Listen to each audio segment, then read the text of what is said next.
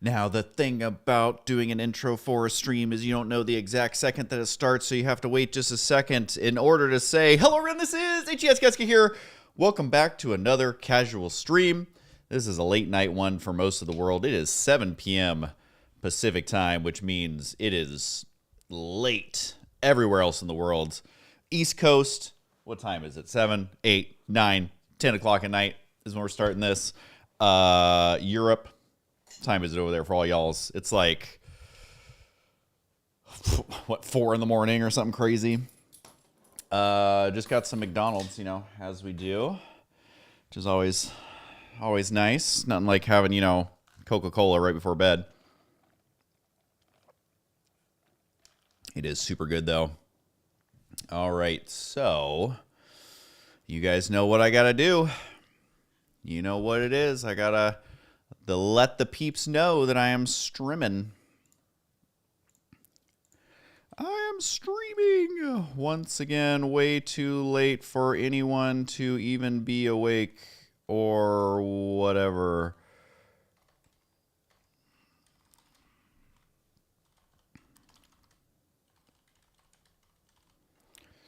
All right, so there's that. Yes, I want to send that message.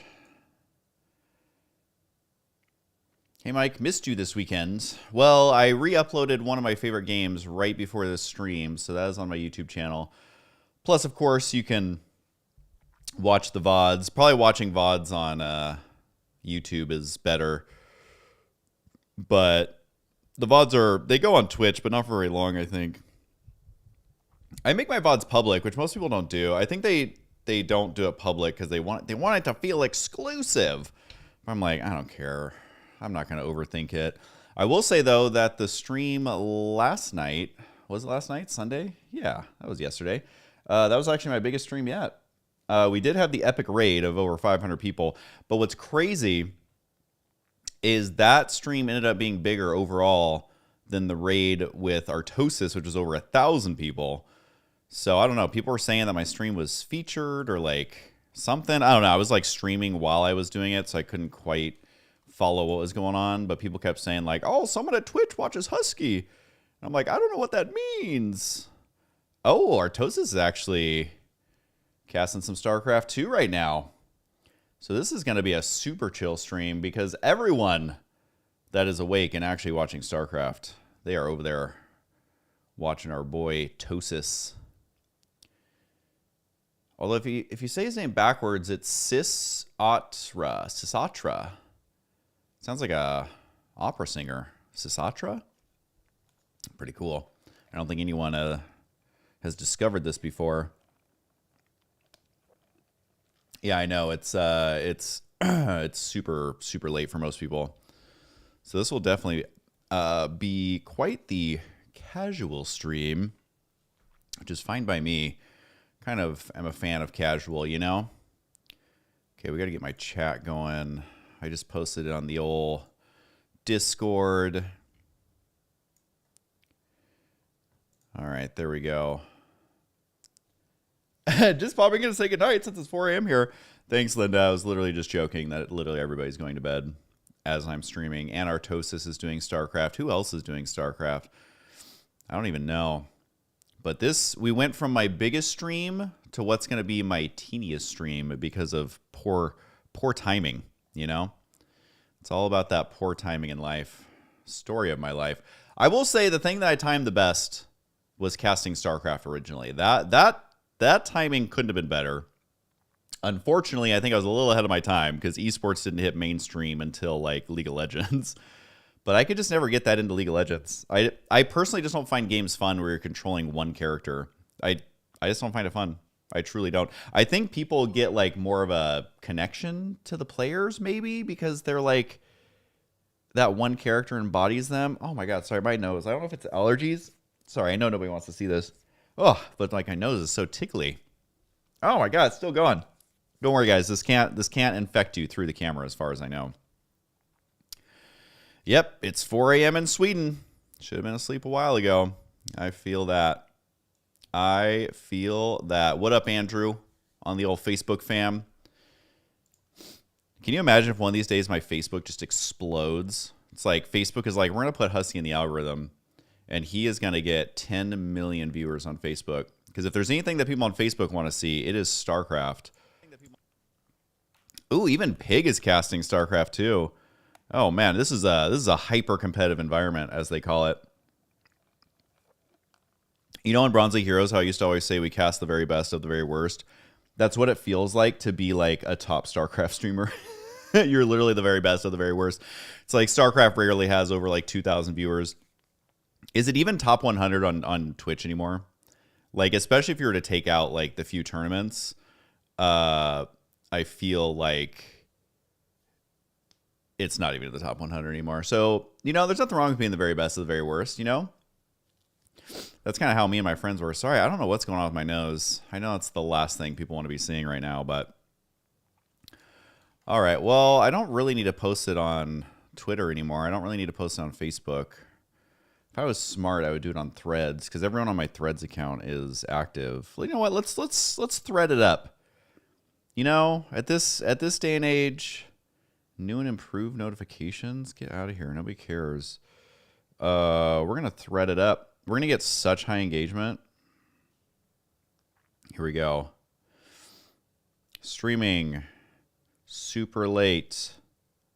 I know. All right, HTTPS. I don't know why we still use HTTPS. I feel like there's got to be a simpler way to do all of this. Twitch.tv/Husky. Yeah. Oh, we have threaded it. We have threaded the needle. It's threaded. Where do people come up with these names? Thread? Threads? And X? Like, who's coming up with these names? I mean, I guess it's better than a tech company that ends in LY. Every time I see a new tech company that ends in LY, I'm like, really, guys? Really? You launched a whole company, you got investors, you have engineers working on it, and your new tech company name ends in LY? That's pretty original. I've got high hopes for your app.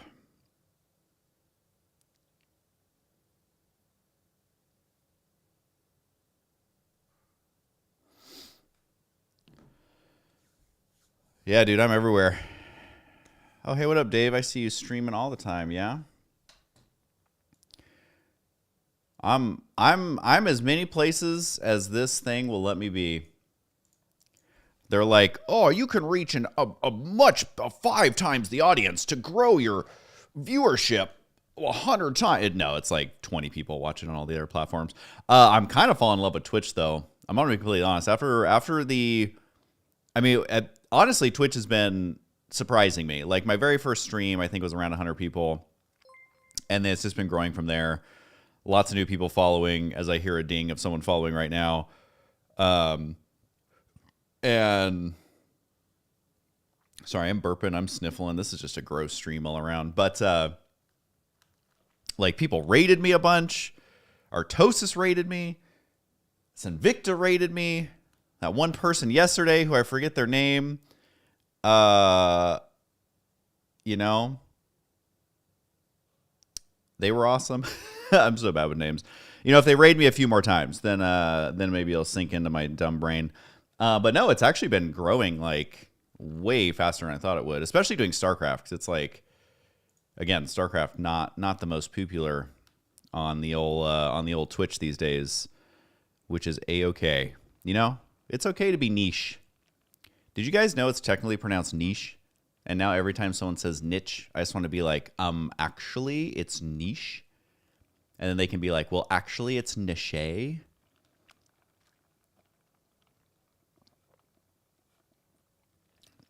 Yeah, I learned if you just ignore the StarCraft fans on Reddit, the StarCraft community is actually pretty bomb. Playing some Madden. Love that. I don't know. I feel like sports games peaked at NFL Blitz. Now, oh, hey, Dave, thanks for the sub. I just saw that. I'm like so bad at this whole streaming thing. Definitely appreciate it. I'll have to follow your Twitch next time I see it up. I'm so bad at doing that. Oh, I'm bad at this whole being a gamer thing, you know?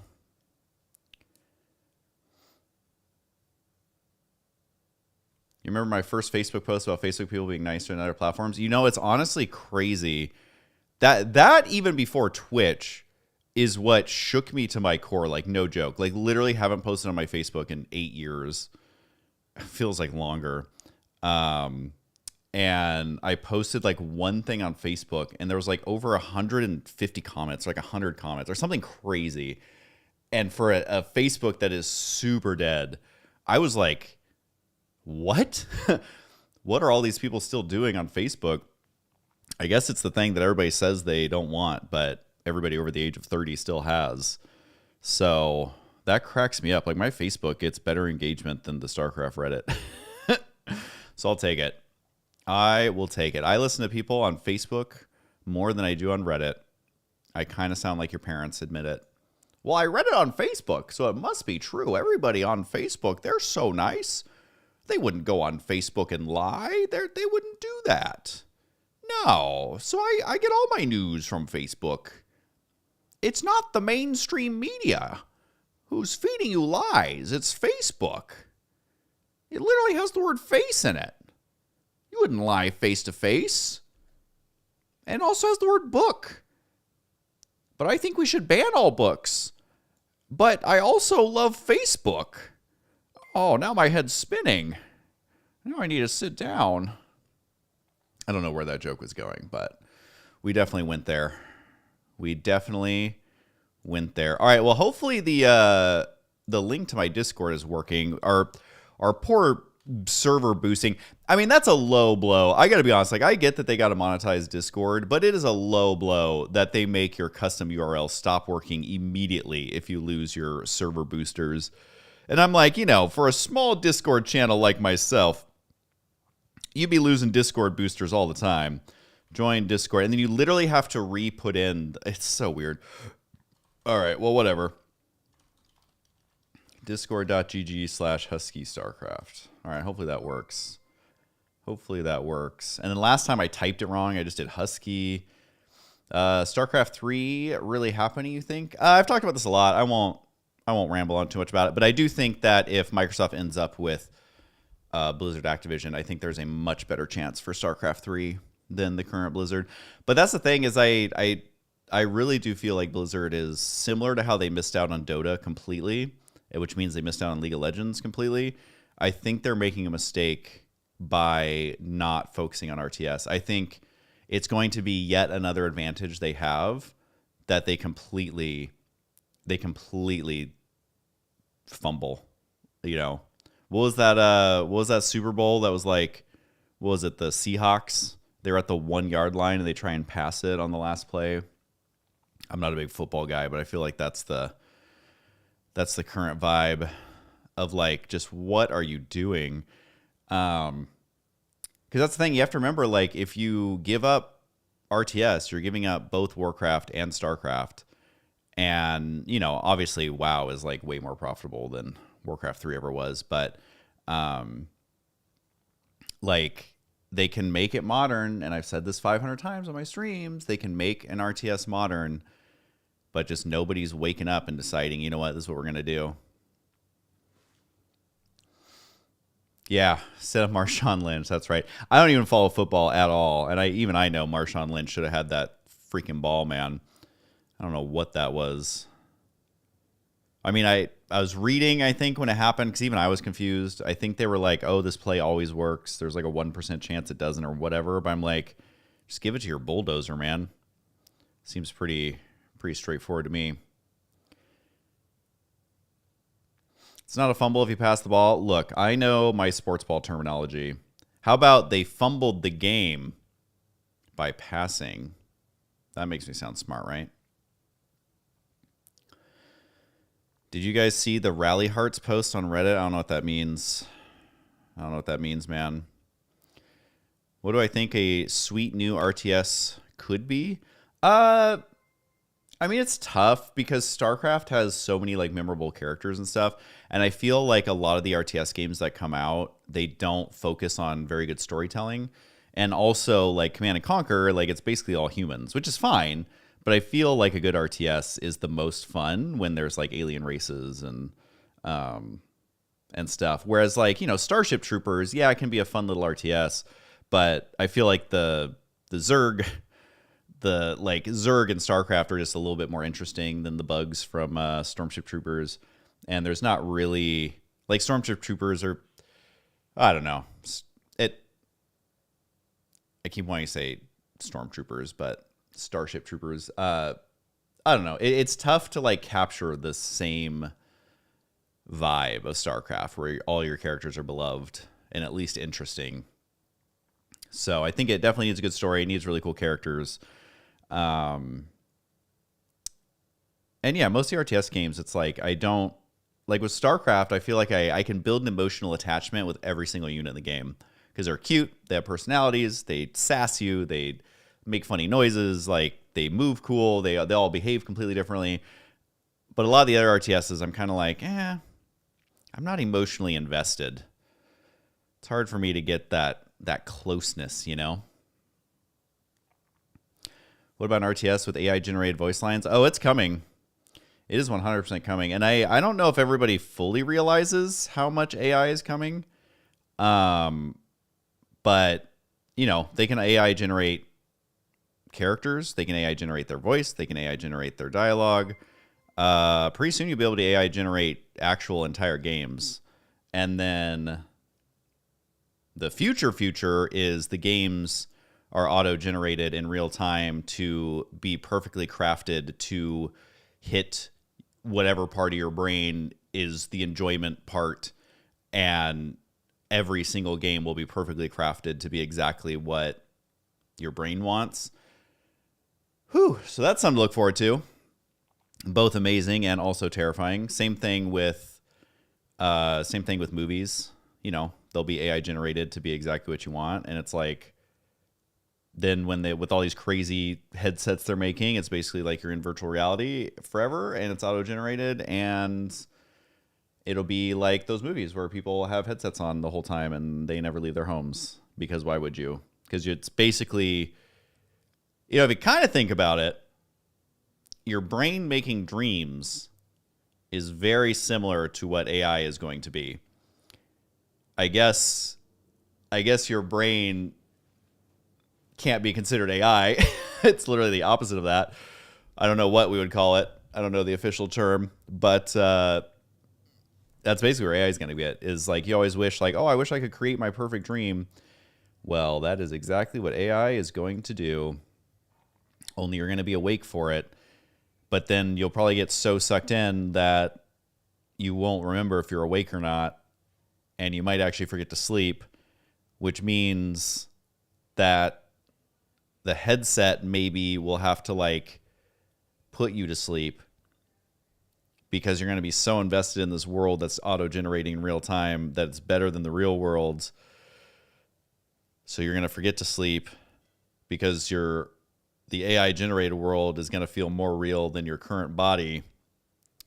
So then maybe the headset has to put you to sleep. But then that's a device that's controlling your... I don't know, man. It's going to get crazy. It's going to get crazy. I don't know if people realize how crazy it's going to get.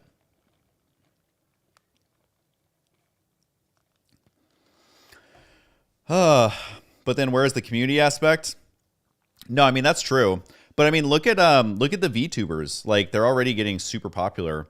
And it's there will always be demand for like the old. I mean, like, look at antique shops. They've been around since things were old. And so people always like having, literally, I'm calling us people the artifacts of the real world. And, we'll be like the hipster, like, oh my God, I don't watch VTubers. I only watch real people. Which actually that's me right now. I don't understand VTubers. I don't see the appeal whatsoever. But yeah, there'll always be demand for that. But it's the AI stuff that like takes a huge chunk. Because people, they just want to watch the lowest hanging fruit. I mean, we went from like the golden age of Hollywood to everyone spends their entire time watching 20-second TikToks. Like, it's going to continue to get whatever the lowest hanging fruit is what people consume. Dogs are barking out there. Probably saw that squirrel. And I think it's. I mean, that's just going to continue. That's been the human race since things were a thing. You know. I think I missed you. It's Stormy Gaming has subscribed with Prime. Sorry, I went on a random AI rant. I don't know that this rant was very helpful to the world, but maybe we can go back and watch in 20 years and see how accurate I was in my predictions. I mean, obviously, like, what I'm coming up with in my head is like, you know, I used to think like, oh, I want to explore the stars, but now I'm just like, well, now I just want to wait till AI generated movies are in my head. Seems like that's going to be much more soon than any ability to go to the stars in any capacity. That's like, because like right now, space travel is terrible. Like, okay, cool, you went into low orbit and you're looking down on Earth. That's cool. There's a lot more to space than that. So I don't find that personally appealing, because I would probably get super motion sick and just be throwing up in the space pod the entire time. And then my vomit particles would be floating around and like getting people in the face, and they would like taste it and it'd be like, ugh, and they would start barfing, and it'd be like an episode of Family Guy where everybody's barfing in the space pod. Has this been a Family Guy episode? This literally sounds like a Family Guy episode. If they didn't, I think they're furiously taking notes while they're, well, no, I guess the writers are striking right now. So maybe on the picket line, they're furiously taking notes to maybe incorporate this genius idea into a future Family Guy episode. But that would be my space travel experience if I were to hop upon a rocket. I think you're underestimating the social aspect of games and movies. I don't know. TikTok is pretty unsocial, and yet it's what everybody does 24/7, and they get helplessly addicted. And I think that stuff is so easy to make that most of it, well, half of it is AI generated at this point. It's going to be all AI generated pretty soon. Just my prediction. It's been 10 years since I've seen you. You look good. Well, thanks, P. Wubble. I will say I did not shave, and I always look absolutely haggard. And, you know, I don't really do my hair. I just kind of let it do whatever. And, you know, look at this. You guys ready for this, how to make yourself look 10 years younger? You just blast the lights. Wow. Oh, no, the camera's making up for it. What if we change it to yellow? Ooh, my skin looks so smooth now. Literally, the camera's like making up for this brightness. I don't need to blind myself. I literally turned it down and the camera auto brightened me. So whatever. I'm a solid 4 out of 10, and that's, you know, it's good enough for me.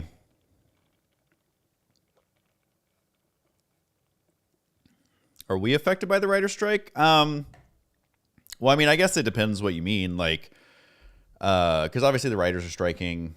The SAG-AFTRA striking, but we know a lot of writers, like a lot of YouTubers go on to be union writers, actually. So we have a lot of friends who are obviously affected by that. A lot of our friends that are crew, a lot of them are working because the crew union isn't striking. I think their contract's good for another year or whatever, so they're finding work wherever they can, like commercials and all that. But it's still tough because there's way less work, obviously. And then as far as like directly affecting us, it's hard to say because it's like you don't know if like, oh, I was just about to get this big show. Like you don't know. And then like, oh, it's on strike, so it's not happening. So maybe it's affected that way. But some of her unscripted shows, they're not union. So those are allowed to continue. She can promote them as they come out. Like they just announced season 2 of her Halloween cookie challenge, which I think was a union crew, but not a SAG-AFTRA show. I think I'm still learning about how all this works because it wasn't something I ever had to think about. But yeah, her second season of her Food Network show is fine. And we're building our own film studio in the backyard, as most of you know. So we're going to be doing a lot of our own filming. Can even make our own TV shows in our backyard if we want.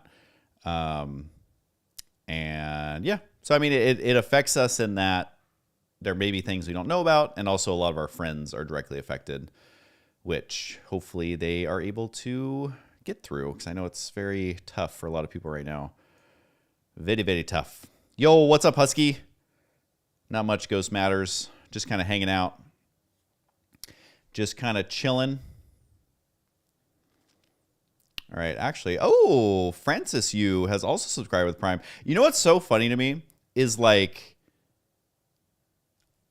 last stream was my biggest stream yet, but it was one of the least amount of subs I got. But this stream is like one of my smallest yet because everyone's watching Artosis and doing other stuff, and it's really late, so I already know that this one's gonna be super small. And then it's like, oh, those are the people who are subbing. You know, there's truly no rhyme or reason in this world. It makes no sense whatsoever.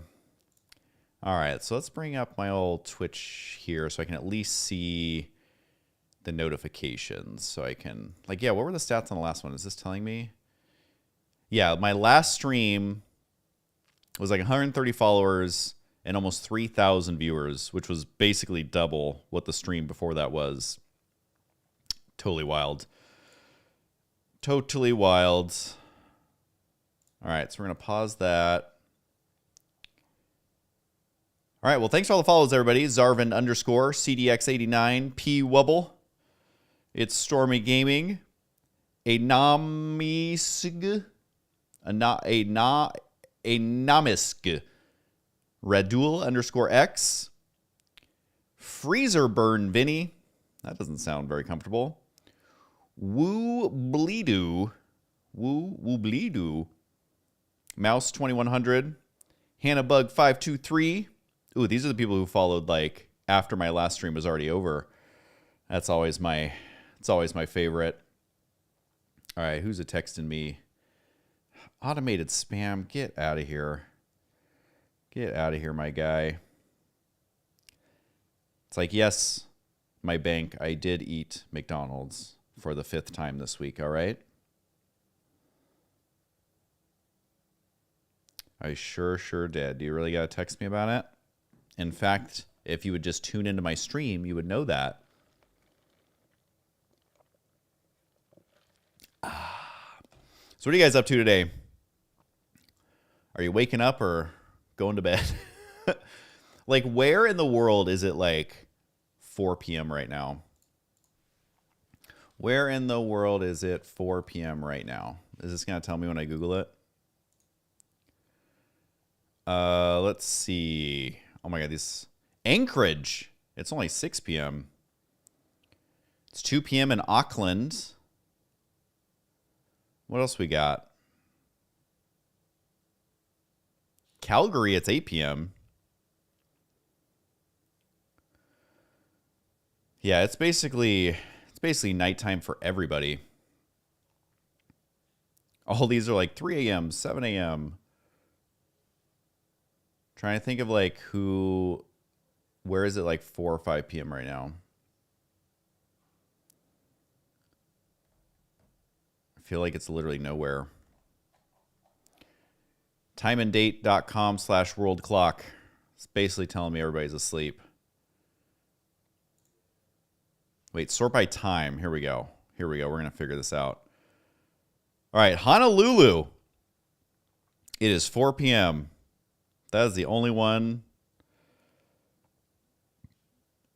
Guatemala City is 8 p.m. This is very exciting stuff going on this stream right now.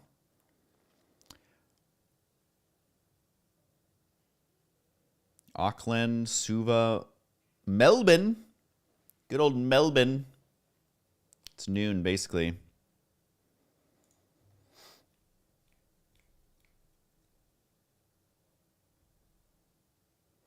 Well, good luck with that, Mighty Zealot. I have actually done that recently myself. Nothing more frustrating than trying to troubleshoot a computer, and nothing more satisfying than finally figuring it out.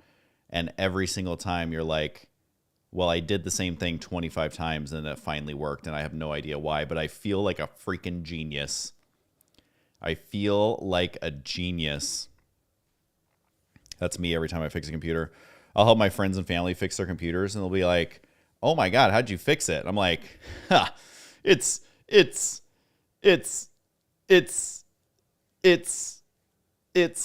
too complicated to try to explain, all right? And then you're low-key like, oh my God, I have no idea what I did, but thank God it worked. That voice is nostalgic. LOL, good old days of learning SC2, and now you are a master, as everybody knows. As everybody knows, you finally made it to Grandmaster League. Very proud of you. There is nothing left to learn.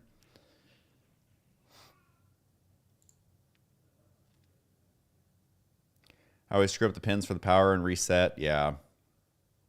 Honestly, guys, I built computers my entire life, and then I had a pre-built computer once. And I'm going to be honest, I don't think I'm ever going back to building my own computers. Their cable management is so much better. Plus, they'll have a warranty. Plus, you can buy pre-made computers for like not even that much more than you can make them yourselves these days. And yes, I'm sure if you do all the crazy bargain hunting, you can get it yourself. But honestly, I think I'm at the age where I'm like, I'm just going to buy a pre-made computer. Some days I just want to push a button and it turns on. I feel like I've already shaved years off my life from the stress of building my own. So I've done my time, and I will unashamedly, is unashamedly a word? I will just buy one online and have it delivered next day.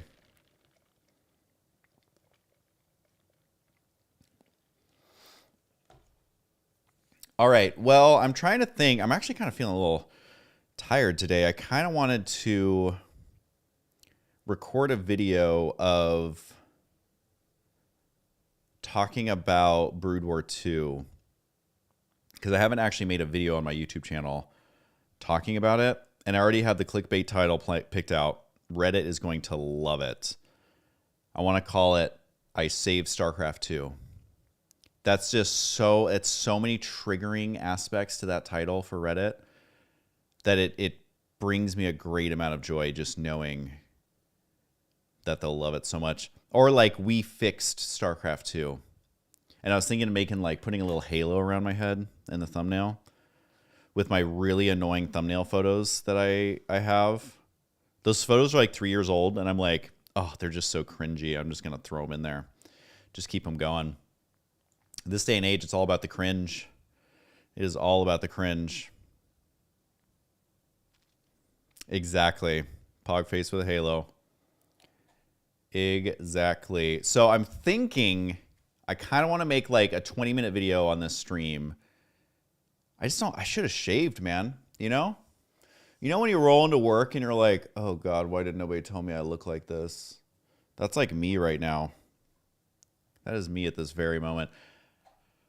But a lot of the top male YouTubers, let's be honest, they could use some help in the hygiene department. So hey, if I fit in with that crowd, whatever, man. Whatever. I'm accepting of that fate. As long as I'm a solid 4 out of 10, we're feeling it. Ooh, shave on stream. I should do that sometime. I've dyed my hair on stream before. I've done that a couple of times. 3 times? 4 times? Sometimes on Instagram, on Rosa Instagram, we'll live stream bleaching my hair. And then the bleach seeps into my bloodstream, and that's why I ended up so weird. True Legend. Or is it I True Legend I? Or is it L True Legend L? Either way, thanks for the follow. All right, so I'm going to boot up the old video game here. Got to put Twitch over here. I do love you guys, though. Don't worry. You're still with me. You're just over on this monitor now.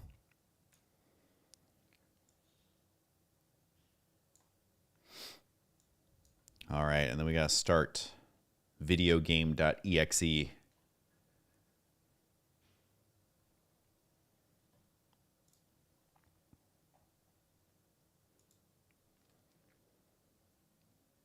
All right, we can close that. Close that.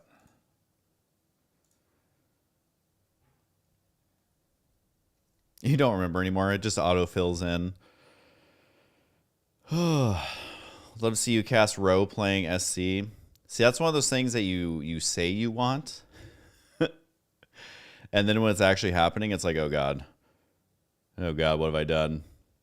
No, but we are gonna be making a lot more fun videos, especially once the studio's done. I already have like a few show ideas that I want to do for my channel. Just gonna finally have fun with YouTube and screw the algorithm and just have fun with it. Can't wait.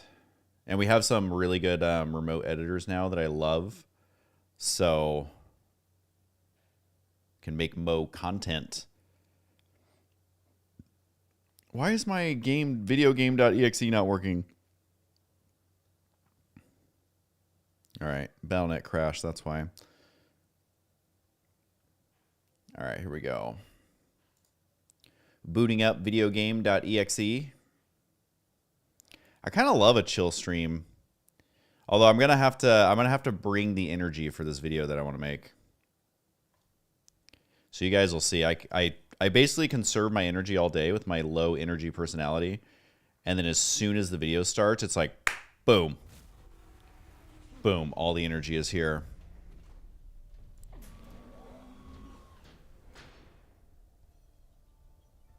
H to the Usky Husky. What up, Zerda07? Husky, you remember when you went skydiving? That was so funny. Yeah, you know, the funniest part was me being motion sick for 4 days or a week or 3 days or whatever it was, where I literally couldn't get out of bed. And I've probably told the story 100 times, but I was literally puking so much on the runway that they had to come and get me so the plane wouldn't land on my head. And I was puking so much in front of the company, skydiving company, that they basically kicked me out, saying you're scaring the customers. So then I tried driving home, and I had to keep pulling over because I was going to pass out. And that's only 5% of the story. So, lesson is that if you have motion sickness, you should not go skydiving. Because what they don't tell you is that skydiving is motion about as fast as you can motion. So if you have motion sickness, you really don't want that much motion in your life. Do I get motion sickness from VR? Honestly, I haven't done VR since it first came out, and I hated it when it first came out for that reason, but I've heard it's 10,000 times better. So that's one of the things we're going to do after we get the studio built, is we want to get a really good VR setup for Ro and I to make funny videos. Because Ro doing VR is like the most hilarious thing ever. She is just the absolute funniest when she does VR. And I'm just tall and gangly and weird, so it's kind of like, you know, stuff that suits every fantasy, I guess. And we'll definitely do VR in the future. I'm trying to figure out if I want to set up in here. I kind of don't, because there's not as much room in here, and there's like light bulbs that are at eye length or eye height everywhere, and that just seems like a real bad combo. Possibly entertaining, but very frustrating to replace these bulbs. So we might have to set up in our living room or something. Hello, Husky. Gonna watch while I code some stuff. All right, Big Yoshi 98. You go code. What would we do without coders, man? We wouldn't have video games. Wouldn't have websites. Wouldn't have AI. I went to college for coding, and I failed out instantly because it was way too much math. And I'm like, nobody tells you that there's this much math. Just like nobody tells you that skydiving is a lot of motion. And you may be saying, Husky, these are all common sense things that everybody knows. Well, common sense isn't so common, and I'm stupid. So you know, sometimes you gotta learn by experience, and you have to learn by student debt. At least in the United States, that's how it works. Where they say, hey, you have to go to college, you have to go to college, you have to go to college, you have to go to college. If you don't go to college, you're a failure. If you don't go to college, you can't get a good job. If you don't go to college, okay, now that you've listened to us, here's $150,000 in student debt, and then now we're going to blame you for being in debt and for not being able to repay your loans. Okay, bye. I never understood that. I never understood that, man. Here, take on this debt, and then we're going to support, like, you have to go to college, take on all this debt, and then we're not going to support you in any way. It's the American dream, man. Husky has many senses. Common is not one of them. I might steal that. I might totally just with no shame steal that. I love that. Hi, Jeffrey. What up?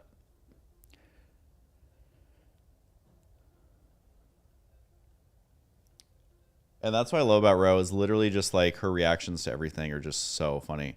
Because like with her reactions, that's literally what she's thinking. And it just is so hilarious to me. When like so many people I watch who have like react stuff, I'm like, okay, well, that's obviously forced and fake. But with Ro, it's just like, oh my God, you never know what she's going to do. It's so funny. All right, so let's see if I can actually get this game to show up. There it is. There it is. All right, let's do. What is my favorite food? Whatever food Taco Bell is. Is Taco Bell, can we just call that a food? Not like a type of food, but literally food.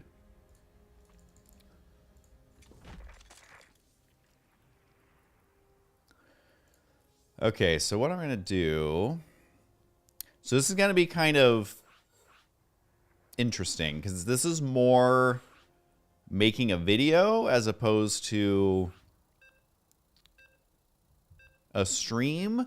But it's honestly the perfect time, because everybody else is watching everything else going online, or everybody's asleep.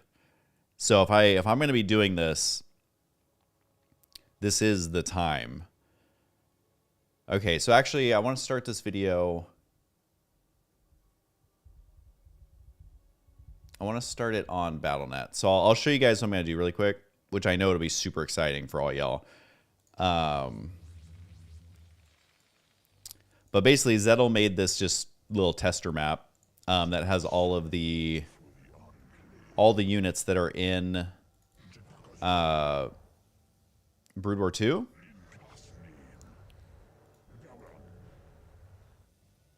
I feel like, is that dot really within the circle? So here's the dot for this. And I'm like, that's clearly outside of the circle, and yet it's getting cloaked. That's Blizzard for you. But he made me this quick little map that has basically every building, one of every unit. I guess 2 High Templar here so you can merge an Archon. And 2 Dark Templar here so you can merge a Dark Archon. But basically in the video, I want to show Brood War 2, what it is, all the units that are added. Just so I have like a record of anytime anyone asks about Brood War, I can be like, look, go watch this video. Go ahead, HQ. So I think what I'm going to do, I'm going to turn up the volume a little bit. Yeah, the Dark Archons are bomb, man. Like, honestly, I think we did a really good job, you know, not to toot our own horn here, but gonna be tooting it. I think we did a good job of taking units that could easily become very overpowered and nerfing them just the right amount. Given if people actually played this, it's probably not perfectly balanced by any means. There's no way that it is.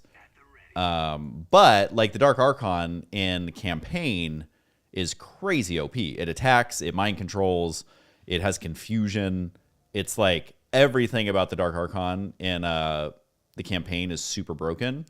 But we made the Dark Archon just like it is in Brood War, which is it starts with feedback, which, I mean, you have to tech really far just to get feedback, and that's all you get.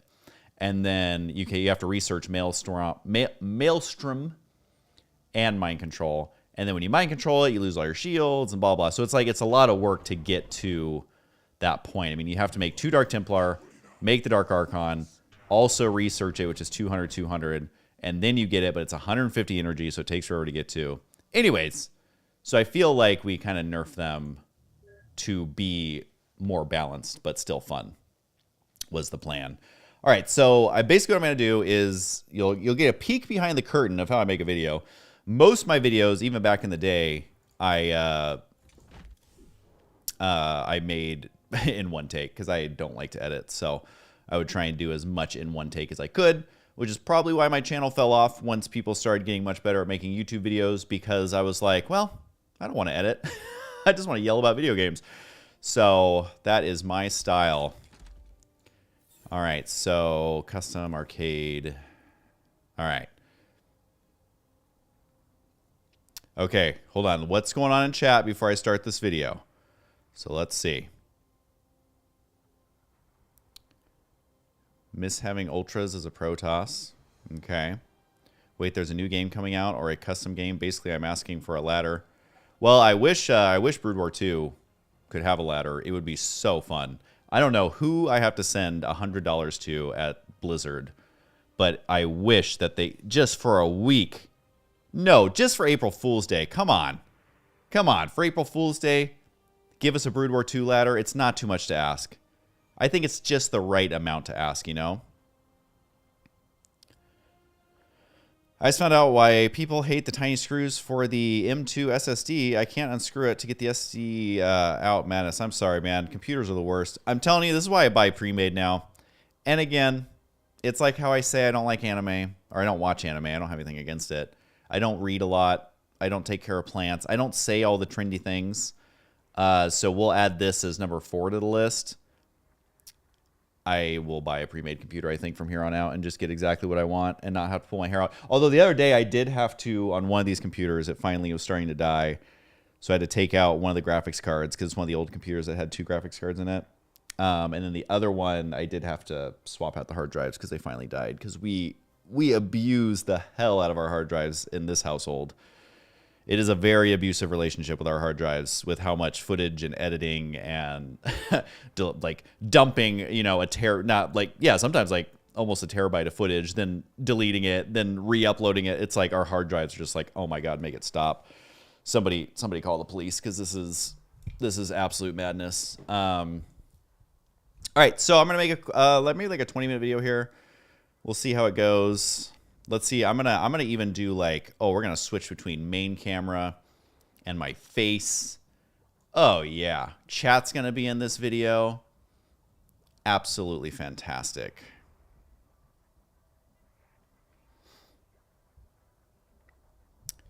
$43, starting to find myself at wit's end with computers. I don't understand why the whole thing isn't toolless yet. Yeah, honestly, some of it's like, how have we not updated this system? this process. All right, so here we go. Hope you guys are ready for this very exciting look behind the curtain, as it were.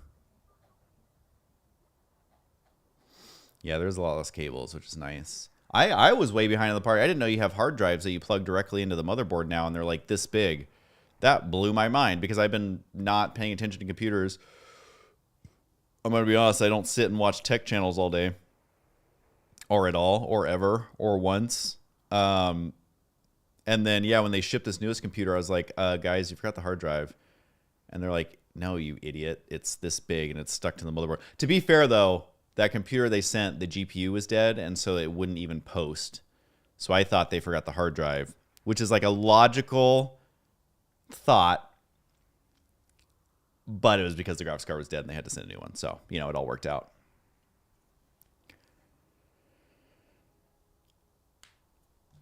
All right, man. Don't worry, YouTube. You know I love you. You know I love you. Okay, here we go. Let's see if I can actually do this. Let's see if I can record and stream at the same time. It'll be slightly better. All right. Actually, what happens when I hit record? Okay, it just starts right away. All right, good to know. All right, we're going to stop that. Stop that. Stop it. All right, here we go.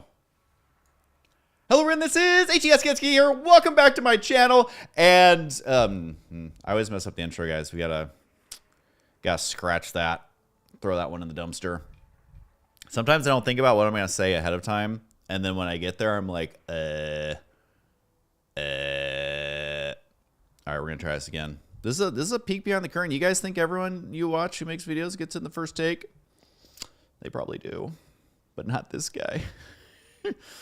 Definitely not this guy. All right, here we go. Hello, everyone. This is HESKetsky here. Welcome back to my channel, and I don't want to brag.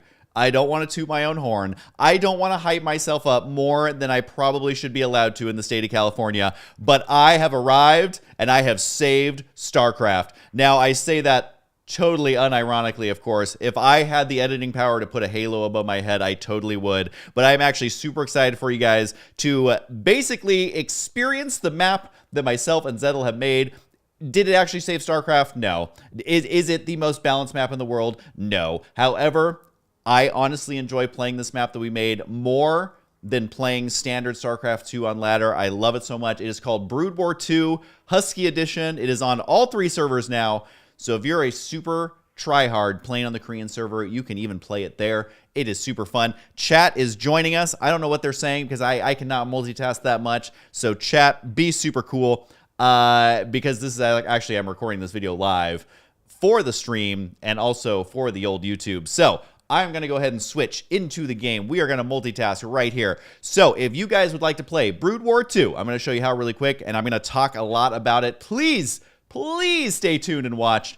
I'm super curious to get your guys' feedback and thoughts and all of that. I've been posting a ton of updates on the Discord server. So if you haven't joined that, it's just discord.gg/HuskyStarCraft. Link down below. You should go join the Discord server.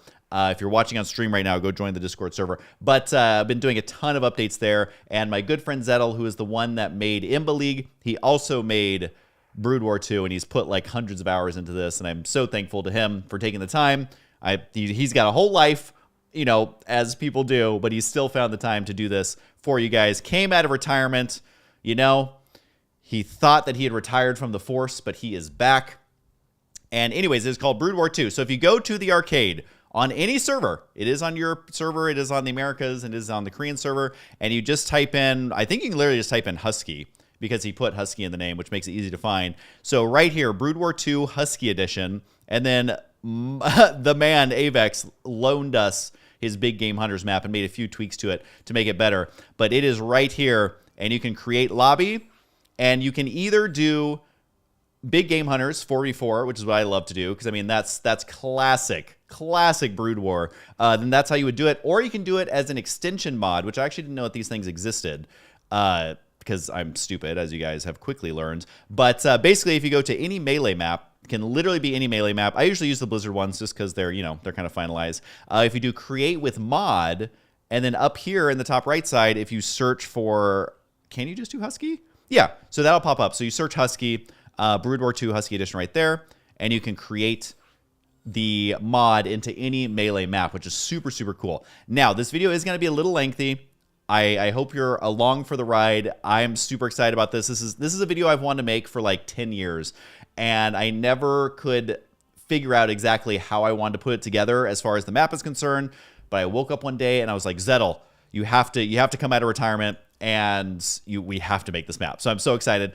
So if I go to arcade, Zettel was also very nice enough to create a map for me that already has all the new units added onto it, so I can basically just jump right in and kind of talk about it. So while this is getting underway, what is Brood War 2? Well, if you've been watching my streams, you kind of understand that I essentially had a dream that I always wanted StarCraft 2 to feel more like Brood War. Now, what I mean by that is still having the playability of StarCraft 2, like selecting all the units, multiple building selection, all the great things that StarCraft 2 added, but having the combat feel more like Brood War, having how the units behave feel more like Brood War, having how the units interact feel more like Brood War. So I could literally talk about this for 10 hours because I have wanted to do this for 100 years, but I'm going to try and condense this as much as I can.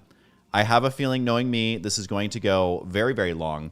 But there they are. Okay, so this test map, Zettel made it for me, like I was saying. He basically just put every single unit that's in the Brood War 2 mod is on this map. So this is Protoss, obviously. We have Terran down here, and we have Zerg down here. Now, the idea for Brood War 2 is add in every single Brood War unit that is in Brood War is now in Brood War 2, getting rid of some of the units that I hate in StarCraft 2. And these are units that are frequently talked about. They're frequently discussed. People love them because they're good. People hate them because they're too good. People love them because they make the game faster paced. People hate them because you lose entire armies to them if you're not looking. So basically in StarCraft 2, I feel like every time they added a new unit, it was never like a core unit. Maybe I shouldn't say never. Of course, there is some units in there that are core, but a lot of them were like the Adept, the Reaper, the Oracle. Like, these aren't core units. They're units that are based around harassment and based around trying to make the game faster pace, which it's StarCraft. It's already the most fast-paced RTS in existence. It doesn't need to be more fast-paced. So we got rid of some units like the Reaper, like the Adept. We took away the Oracle's ability to attack, but we balanced it out in other ways. I know a lot of this is shocking. Don't worry, I don't actually work at Blizzard. I'm not rolling these updates out to traumatize anybody. But the idea was, and even like the Disruptor, it's like, it's new abilities added. You have to micro them perfectly. It's high APM. To me, it's low fun. And it's just not what StarCraft should be, in my opinion. So what I think StarCraft should be is less abilities, still some. Obviously, I'm not getting rid of Psystorm. I'm not getting rid of EMP. But getting rid of some like momentum shifting abilities, and instead making it more about how you control your units, which to me is what Brood War always was. Is yes, there's some spells, yes, there's some abilities, but it was usually about how you control the unit. So that's kind of the core of what Brood War 2 is. I don't know how else to say that in shorter form, but I'll kind of walk you through a few of the changes. I don't even know where to begin, because we made, I was looking at our document, it's over 30 pages on Google Docs of the changes we made to try and make the game feel more like Brood War, but play like StarCraft 2, if that makes sense. So this is exactly what like my dream would have been for StarCraft 2 if they would have just like taken all of my ideas and applied them when StarCraft 2 first came out. This is kind of what my dream for the game was. So, for example, I think ZVZ has always been one of the worst matchups in the history of StarCraft. It sucked in Brood War. It sucked in StarCraft 2 at all phases. It has just always sucked. A big part of that is that if you misclick once, all your drones are dead, all your Zerglings are dead, and you lose. Maybe Zerg players out there like playing that. I don't find it fun to play. I don't find it fun to watch. I think it is the worst matchup by far, personally. And Chad over here, if you agree or disagree, you can let me know. I will go back and read it later. I can't see it while this is happening. So, one thing we did for Zerg was figure out how do we make ZVZ more likely to get to the end game. Now, if you still are not end game, but like even mid game. Now, what we did is we added an ability, which unfortunately my camera is a little bit in the way. So hold on, we're gonna Oh no, hold on. Let me move me here. Oh geez, we're okay. Chat, be nice. You're on my face now. No, wait, hold on. This is a great budget. Okay, there we go. Okay, so on every hatchery, we added something called neural exclusivity. The Zerg hive mind is exerting its control over the nearby area, reducing the movement speed of enemy Zerg units. Now, why do we do this? Well, I will tell you after I move my face back over here. Although this is actually going to be really annoying, I realize, because everything we added is in the bottom right side. Hold on, maybe I can... we're doing this in real time. What if we flip horizontal? Oh, now we're down here. We don't need no mini-map. Okay, this is way better. Okay, so... Am I still in frame? I feel like I am. Okay, so... Kind of like how Protoss, they made it so the Nexus has like a big ring around it and it does certain stuff with, you know, the shield batteries or whatever within that range. We did this to where it only affects Zerg units. So it removes the speed buff that enemy Zerg units get on creep. So if you're battling in the middle of the map and two Banelings make it into your base, yes, they can still kill your workers, but you actually have a chance of getting those drones away and defending. Now, if you're losing and they're overwhelming your forces, you're still going to lose, because a Zerg army that's overwhelming you, that's moving just slightly slower, is not going to make a big difference. So for any Zerg ground units, Zerglings, roaches, all that stuff, if they get inside your base, your drones have a much higher chance of surviving. So again, I could talk about all this stuff forever. And actually, I'll maybe talk about it in the comments down below. So if you want to leave a comment, I can kind of discuss a lot of the thought processes. But that was just one of them where I thought ZVZ sucked. How do you balance ZVZ where it doesn't affect any other matchup? That was what we came up with. I think it's a genius idea. I had a lot of the fans play Zerg versus Zerg, and I loved what I was seeing, where like games that would have normally ended, it actually gives the defenders advantage that StarCraft should be known for. I think they basically got rid of defenders advantage in a lot of ways in StarCraft 2, like no high ground advantage, blah, blah, blah. Because you used to have a chance to miss to units on the high ground. And it's giving Zerg the defender's advantage they never had, because the queen is not going to stop a bunch of banelings from blowing up all your drones. So anyways, that's one big change we did. Also, probes, SCVs, and drones, they do more damage and they attack much faster. Now, honestly, this may be a little bit broken right now, but again, it like helps prevent cannon rushes. It helps prevent a lot of stuff, and it gives you more tools for survivability in the early game. So let's start with Terran, because this one I think is one of my favorite races right now. And where to even begin? I'm just going to go through the units and talk about what we got rid of. So we got rid of the Reaper, because the Reaper is basically a harassment unit that you see in early game with early pushes, early harassment, and then you never hear from him again. To me, that is terrible, terrible, terrible, terrible damage. That is terrible unit design, where they're literally just making a unit that his only goal is to harass, and his only goal is essentially to force your opponent to have to defend against it, which narrows the different builds that you can do in a game. And that always drove me crazy, where it's like, I have to get units to defend against an Adept. I have to get units to defend against a Reaper. I have to get units to defend against an early Oracle. I think that's stupid. Like, you should be able to have many build options in the beginning, as opposed to like, oh, well, he got a Reaper. Oh, well, he's getting the thing that defends against the Reaper. Oh, he got lucky. Now he wins because the Reaper... it drives me crazy. It literally drives me crazy. So we got rid of the Reaper. He's gone. And now we are going to basically just go through these units really quick. So I always thought the Cyclone was a terribly designed unit. His attack animation's dumb. His role, they like literally have reworked him like 10 times, and I never really liked that at all. So we got rid of him, and we replaced him with the Diamondback. And it's so funny because since we have done this, the Balance Council or whatever is looking at the Cyclone on ways to change him.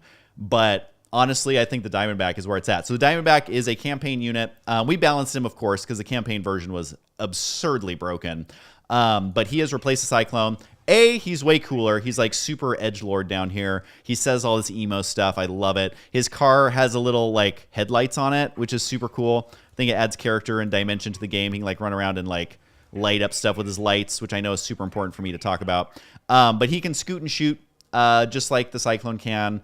And there is an upgrade for him to do splash damage, just like a Mutalisk. It's super cool. I love that he's in the game.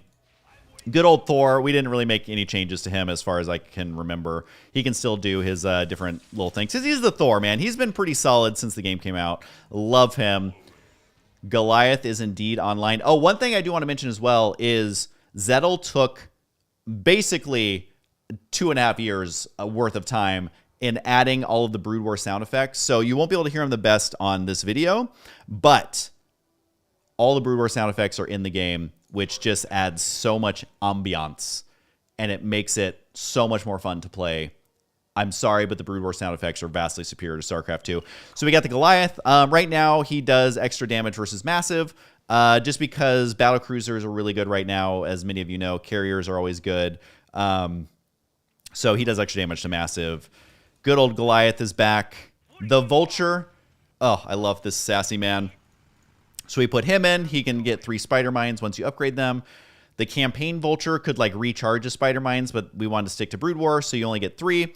And even the Spider Mines in the campaign, they can shoot the Spider Mines like this far away from the Vulture, but we made it so it's melee range, just like it was in Brood War. So planting the mines, you know, he'll just drive over and then plant a mine, which is super cool. And he can basically...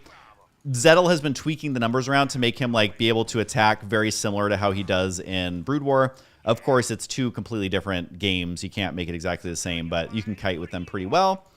Now, the Widow Mine, a very controversial unit. People either love or hate the Widow Mine. I am on team absolutely hate the Widow Mine. I think it's dumb that you can drop 1 Widow Mine in someone's base. When they run the probes, it kills the entire probe line.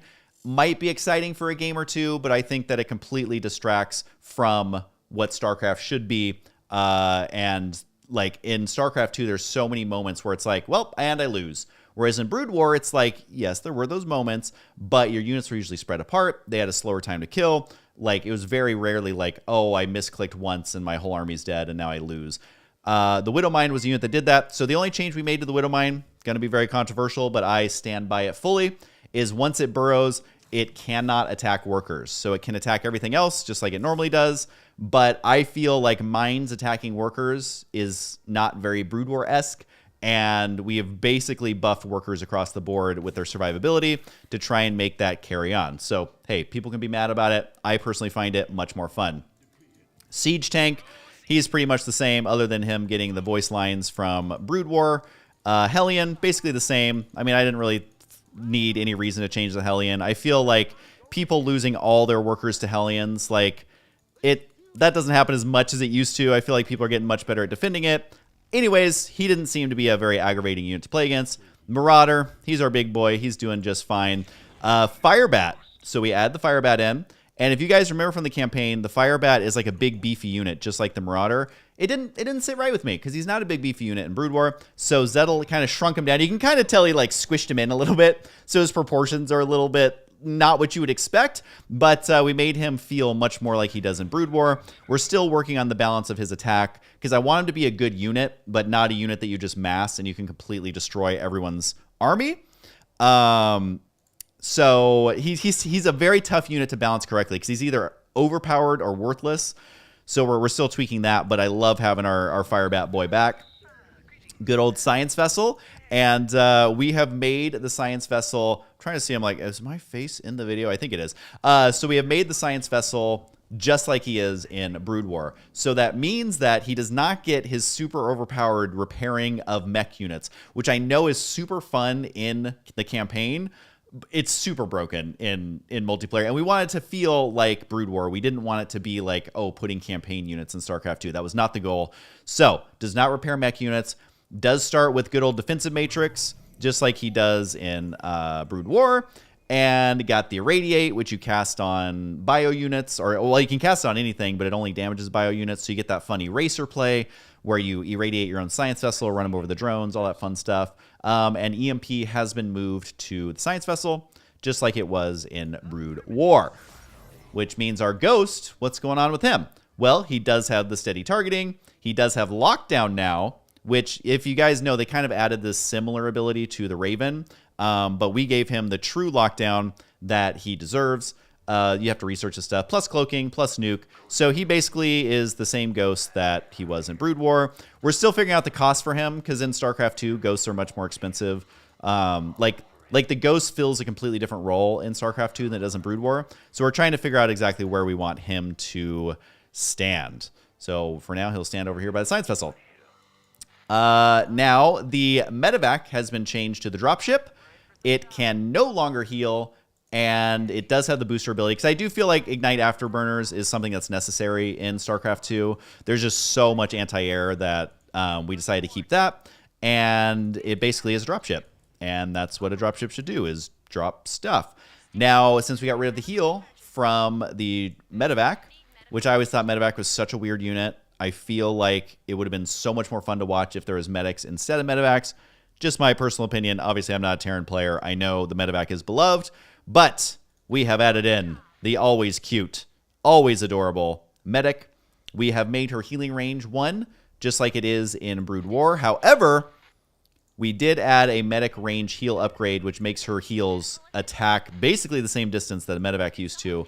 So it's essentially a ground medevac. And something fun about the medic is if you have damaged units and they get loaded up in here, I believe that she can heal them while they are inside. Yeah, you saw him getting healed inside there. So that's just a fun little trick. You can fly around with a medic inside, and it will heal the units inside. SCV, you guys know what he is, but he does have a stronger attack, like I was talking about. Marine is the same. Of course, he's got his good old Brood War sounds. Absolutely love that. Oh, it's just so good. I don't know how good you can hear him in the video, but just know it's so satisfying. Banshee is basically the same. Battlecruiser, the only major change we made to Battlecruiser is we gave him energy. Instead of being able to spam Yamato's and his tactical jump, we gave him energy so that he can get feedback, he can get EMP'd. Because honestly, they're going to nerf the Battlecruiser, guys. You know, don't shoot the messenger. Blizzard is definitely going to nerf the Battlecruiser at some point. And tactical jump, the only nerf we made to that is it requires vision. To me, it didn't feel very StarCrafty to be able to teleport a Battlecruiser anywhere on the map at any second, and it's invulnerable, and it's on a cooldown. Like, there's just something off about that. So we gave it a cooldown, and also, well, the cooldown's only 14 seconds, but it does cost energy as well. Makes the battle cruiser, you know, you have to babysit it a little bit more.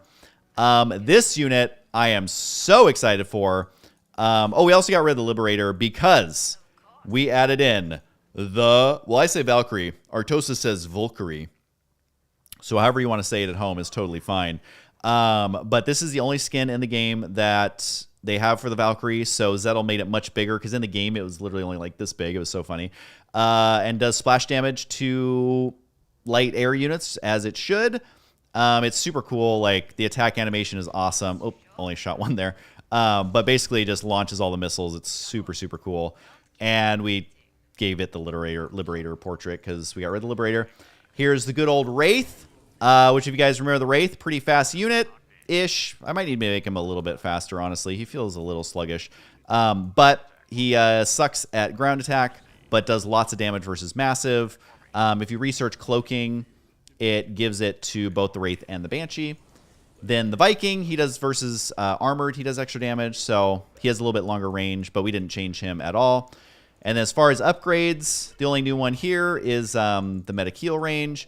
And then we have Spider Mines, Vulture Speed. This is the one that is splash damage for the Diamondback. This one is Goliath Missile Range upgrade, just like Brood War. You guys get the idea. So that is Terran. Here's all the upgrades for the Science Vessel and the Ghost. We put it on the Ghost Academy because Science Facility doesn't exist in StarCraft 2. So that gives you the idea of what we're doing. Now for Protoss and Zerg, I'm going to go much quicker through it because it is a lot of talking. But you basically saw the idea, which is take every Brood War unit, give it all the upgrades from Brood War, or at least the majority of them if they're easy to program in, and make it more about how you're using the units as opposed to did you hit a big disruptor shot or whatever. So for the Protoss, we have the Arbiter, one of the most classic units. So it cloaks everything underneath it. If it is a unit in Brood War, it didn't cloak buildings, so that's why this only cloaks units. And that's the radius of that. It does get Stasis Field, which is super good, but you have to research it. It takes a Fleet Beacon to even get an Arbiter. And I think you need a Templar Archives as well to actually get that. So these are very difficult to get, but it's such a good unit, and it is the unit that has recall. So you fly it in and recall units to it. The Oracle, I actually really like how we balance this unit. Obviously, I don't know if it ends up working out or not, but it can no longer attack. However, it can do Photon Overcharge on your pylons, which I think brings in a lot of really fun play with like forward pylons, harassment. It like is a really interesting interaction. You can use it for defense. It's an ability that obviously the Oracle doesn't have in current StarCraft 2. And also the Stasis Ward now lasts forever, which is something I'm really, really excited about, where it makes it where you can start locking off and like defending locations with the Stasis Ward, forces your opponent to have to get more detection, and it definitely makes up, I think, for not being able to attack. Where the Oracle, it's like, yeah, it kind of has this role here and there in StarCraft 2, but I think this makes it a unit that has much more versatility, much more fun, and it fills multiple roles now. Tempest, we're trying to figure out what to do with the Tempest. I never really liked Tempest as a unit. I think it's a weird design. I get why they added the Tempest into the game, but I'm kind of hoping that we have fixed a lot of the problems that the Tempest was created to fix. So I'm open to suggestions on what we should do with the Tempest. Don't want it to be overpowered. I still want it to feel like a Tempest, but I just don't like the role that it currently plays. Colossus, same old, same old. Void Ray, we added it back to where it charges up to do additional damage. I always like that functionality because it's just one less hotkey you have to hit. So again, it's like balance-wise, we'll see where it kind of lands. But overall, we are trying to get rid of as many activated abilities as possible. So the Void Ray does more damage as it attacks a single target. Good old Corsair, man. Love the Corsair. Gets good old Disruption Web. Nothing can do anything underneath it as far as attacking or using abilities or whatever. It does lots of damage. Splash to light air. Has a very fast attack speed, so if your mutas are clumped up, you had better watch out. Maybe Tempest should be siege before they attack, like aerial siege tanks. That would be cool. I don't know if sorry, I did read chat a little bit. I don't know if there's a way to add in like a cool animation for that. It'd be a little tricky, I think. I'm not sure.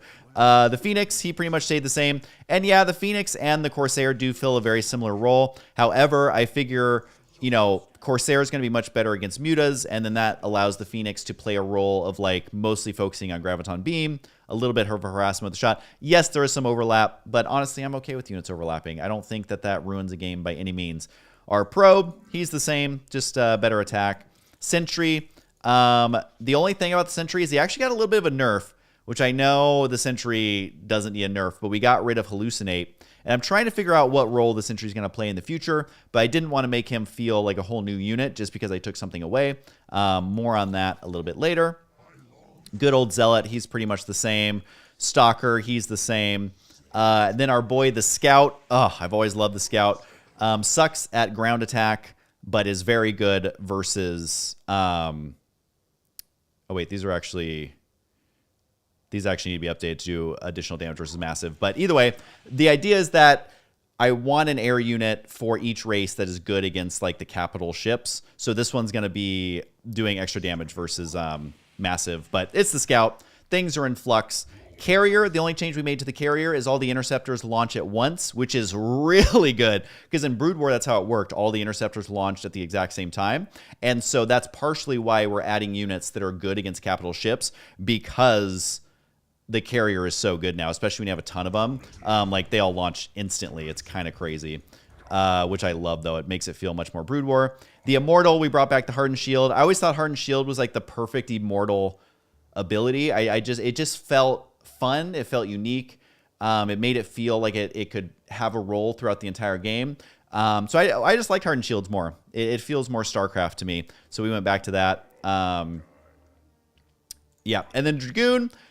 Oh boy, I love the Dragoon. So the Dragoon we made do additional damage versus mechanical, because if you think back to Brood War, like, what was the Dragoon good at? It was always in PvT, is what I think of when I think of the Dragoon. And it would always be great if you got it into a really good position. Like if you had a great recall, or you caught siege tanks when they weren't in siege mode, or like vultures tried to, like, I don't know, do you like trap some vultures, like they're just going to crush that. And all those units are mechanical. So I wanted the Dragoon to feel like it does in Brood War and not just outright crush Zerg. So I didn't want to do it plus damage to light, because that doesn't feel very Dragoon-y to me, and it'd be very unfair against Zerg.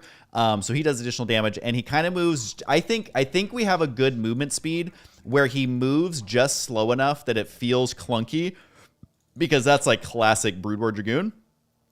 And also they start to bunch up, and like the ones behind can't attack, and they're like kind of stupid, and that's exactly what you want from a Dragoon. So we did give it the Dragoon range upgrade, which you can get at the Cybernetics Core, just like in Brood War. Then we have the Reaver. Oh, the beloved Reaver. We made him nice and slow, and Zettel took hours of his life to make the Reaver shot just as stupid as it is in Brood War. So you can't really get a feel for it here. You have to see it in action. But the Reaver shots are just as dumb as you would hope, but devastatingly effective if you land those shots. There are upgrades for the Reaver, just like in Brood War. So he's going to slowly come over there. And let's see. Archon is pretty much the same. Dark Templar, he can get his blink just like they can in StarCraft 2 right now. But if you get two of them, you can merge them into the good old Dark Archon. Same thing with High Templar. They can morph into the Archon, of course, the regular Archon.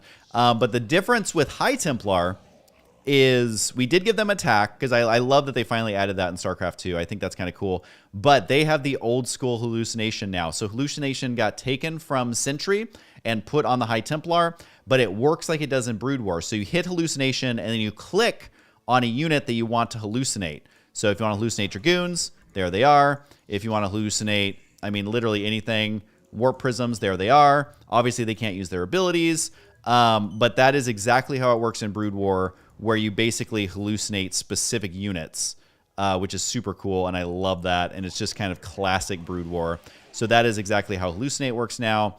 The Dark Archon, he now has feedback, which the High Templar no longer has, because in Brood War, the Dark Archon had feedback. You can research Maelstrom, and Mind Control. which I think we balanced it pretty well. I was telling the stream how we balanced that out. But again, the upgrades are mostly what you would get in Brood War. So you got Maelstrom here, Mind Control. Then over here you have the Scarabs dealing more damage, and also Reavers can hold more, and all that. So that is Protoss for you. There's a bunch of upgrades here on the Fleet Beacons, the same upgrades that you can get in Brood War. Now Zerg, oh boy, how long have I been talking? This has been going nonstop, it feels like. So I'm going to keep going though. So we added a new unit called the Brutalisk, because I felt like Roach Hydra, it just feels bland, you know? It's like Roach Hydra. It's units that shoot. So this one, he actually has a pretty far attack range. He moves fairly slow. You can see how slow he is off creep. But he's kind of like a siege unit. Kind of. Like, look how far his attack is here. You'll see it. It outranges Roach and Hydra. And he also does very little damage up front. So you can see he only does 8 damage with a very slow attack speed. But he applies Volatile Acid, which is a debuff that... or it's like a damage over time debuff. And it stacks... And if you have a bunch of Brutalists, they actually can snipe like tier 3 units pretty crazily. But they're not great versus like Zerglings and stuff that is smaller because they don't do a lot of upfront damage. So he adds like a stacking acid debuff that, I mean, you saw 2 shots how much damage it did here to the Swarm Host, which we'll talk about in a second. The Mutalisk, I don't think we changed him other than he can now morph into a Devourer or a Guardian, just like in Brood War, which I'm very excited about. So these guys can kind of go over here. Baneling, we didn't really change. He can waddle over there. Zerglings, we didn't really change. Hydralisk, we're trying to decide if we want to merge the Hydra speed and Hydra range upgrade, but other than that, he's the same. Drone, basically the same. I mean, it's a drone, but he can attack more. Roach is the same. Ravager, I do want to change Corrosive Bile. I'm not the biggest fan of this ability. I think it's way too short of a cooldown. I think it requires way too much micro. So for the Ravager, I'm trying to find a fun role for him. Maybe extra damage versus armored, or maybe... I don't know. I'm going to figure it out. But for now, the Ravager is basically the same. Lurker is the same as well. Ultralisk, I think he made it where it can burrow. He made a small change to the Ultra, and I think he also made it where it can attack while moving. I have to double check with Zettel if he actually added that, which is a small change. But right now, technically, the Ultralisk has to stop to attack, but no longer. No longer. So we're trying to find little buffs for the Ultralisk. Just because, look at him just stepping over all those units. So cute. Anyways, so there's that. The Corruptor may actually be broken, but we'll see. I changed it from plus damage to massive to plus damage versus armored because the tier 3 sky units are way too good, and Zerg very rarely has early game anti-air. I've always felt like that's unfair. So the Corruptor is super good right now. He does additional damage versus armored, but he also cannot turn into... the Broodlord. The Broodlord doesn't exist anymore because we have the Guardian. So that's kind of like a little bit of a nerf, I guess, in a way.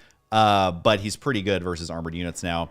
Let's see. The Viper, I think we pretty much kept the same. We just yeah, that's pretty much it.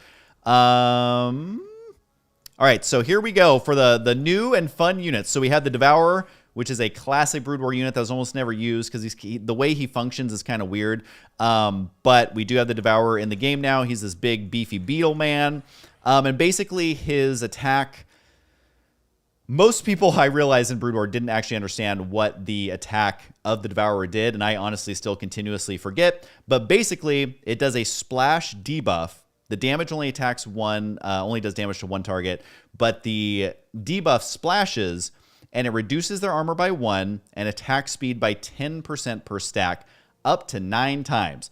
Units that are coated in acid are detected when cloaked. So basically, they take more damage the more stacks there are, and they attack slower the more stacks there are. But they don't do a lot of damage because it's a 2.5 attack speed, and it's only doing 15 damage. 25 versus massive, but with the 2.5 attack speed, it's still very, very slow. So you have to double that debuff with like other anti-air.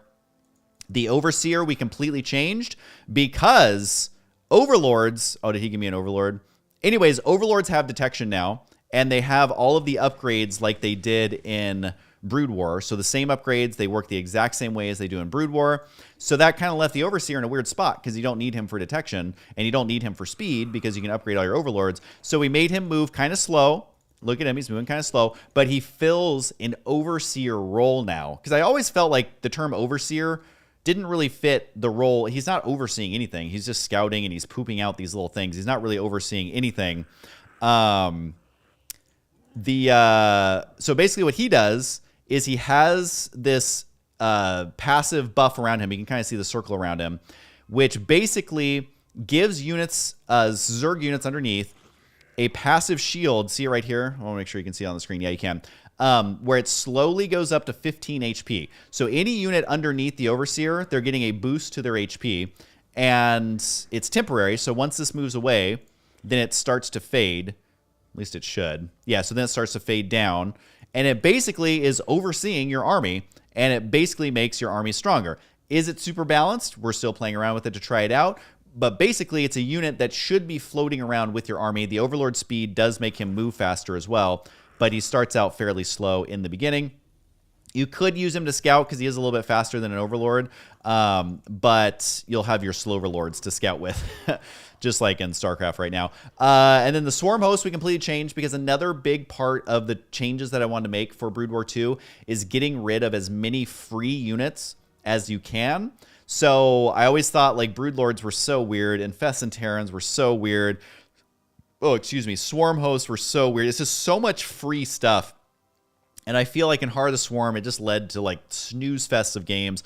There's nothing less fun than losing to free units. It's not fun to play against. I think it's lame all around. So for the most part, we got rid of all free units that make big changes in the game. So where does that leave the Swarm Host? Well, basically we made him so he's a melee unit, if you can believe it. I know this is a lot to take in. It's a lot to take in. He is a melee unit, and when the Swarm Host dies, it spawns little roachlings that only last for a couple seconds, so it's not going against the free units because you're not just sending wave after wave. It spawns little roachlings only for a few seconds, and it also buffs all the Zerg units around the dying Swarm Host, so it kind of makes them go into a frenzy. And so we called it Fungal Invigoration. When this unit dies, it explodes, creating 4 temporary roachlings and providing all nearby allies with a boost to movement speed and attack speed. To me, that feels very Zergy. Why isn't there a buff that makes them attack in a frenzy? So you'll see he's kind of a melee unit, but he's not really for the actual melee damage, although he is kind of eating this roach. I love that there's also a melee attack animation. But basically, when you kill him, he sends everyone into a frenzy, which I'm assuming this will work, even if I'm the one that kills it. And then there you go. It spawns those little roachlings. You can see how fast the Hydra shoots. It's basically a machine gun. And then these guys, they time out. So the idea is like it's a big tempo shift. So it's like if you send in your whole army and like they're the first ones to die, you get that tempo shift where the enemy is like, oh God. Because normally like I think of like Protoss attacking Zerg, and it's kind of like the Zerg's the one that kind of has to run away if the Protoss is in a good position with like Colossi and Disruptors and Reavers and all that stuff. But this makes it where it can be a big tempo shift where it kind of potentially resets the battle really quickly. And it's only for a few seconds, but it's a very interesting dynamic and fun unit, I think. We cannot forget about the good old Defiler. I did leave him quite large because in Brood War, the Defiler is a very vulnerable unit. And with the better pathing, I just felt like this is the default Defiler size that they give it when you put it in the game. So for now, I did leave him as a big chonky boy because I wanted him to feel very similar to Brood War. But he does have the good old Dark Swarm. And I still need to test the functionality to make sure it's working, but it works just like it does in Brood War. Units underneath shouldn't be able to take damage.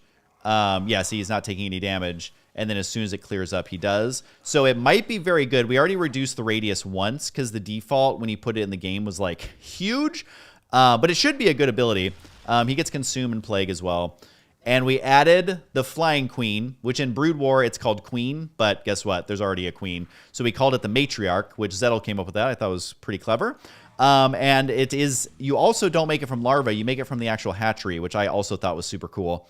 So it still feels Brood War-y, but you might actually make it. He has Spawn Changeling, just because I think Spawn Changeling is such a funny ability, and we took it away from the Overseer, just gave it here. We have Infest Command Center, which I'm going to talk about in a second. Good old Parasite. I can't use any of my units, but yeah, it has Ensnare, Spawn Broodling, just has all the abilities that the Queen has in Brood War, which is awesome. The Guardian, which just a big fat flying crab that's just raw DPS. Look how fast this guy attacks. He doesn't care. He's lobbing volleyballs of death because he's a Guardian, and that is what he does. Scourge. Super, super good. You know, goodbye, Scourge. But you gotta remember, they have the smart damage, so you just fly them into a fleet of things, and if there's no anti-air, whoo boy, you better say goodbye. We did change the queens a little bit. We made inject larva function differently, where I'm trying to make it more noob friendly. And I didn't want to set to autocast because that seems broken and it would be finicky. And then like you'd go check on your queens. You don't have any energy. You can't heal. Like we tried the autocast thing, but it just doesn't feel right. So we basically made it where it costs a little bit less energy. It only spawns 2 larvae, but the larvae pop after a very short amount of time. So basically the idea is that if you're a bad player, and you're like, oh God, I forgot to use my energy, you can actually get that larva at about the same pace you would have if you're a pro. And if you're super pro, you may be getting slightly less larva, but it's costing less energy, so you're able to use it quicker. So you'll see right here, like if you were to spam it, like how quickly these larvae start to pop off here. And so it's only one at a time, but it's every 2 seconds. So it's kind of like, you have to play around with it to really get a feel for it. But when I was playing, and I'm terrible at Zerg, Zerg is my worst race by far, I always felt like I had enough larvae to do what I wanted, because even if I wasn't macroing perfectly, I knew that if I went back, I could just spam it and then get a lot of larvae. Like, see how quickly it built up all that larva? And I think it's super cool. It might be a little bit busted because you can like spam it a trillion times, but we're trying to find a way to balance it out where you don't just lose because you forgot to inject larvae. So that's kind of the idea there. And I think the last thing is the Infest Command Center. So Zettel did add Infested Command Center, which is super cool. So I didn't necessarily want it to be exactly like Brood War, and we may still switch to this, but it was going to take a ton of work to get it this way.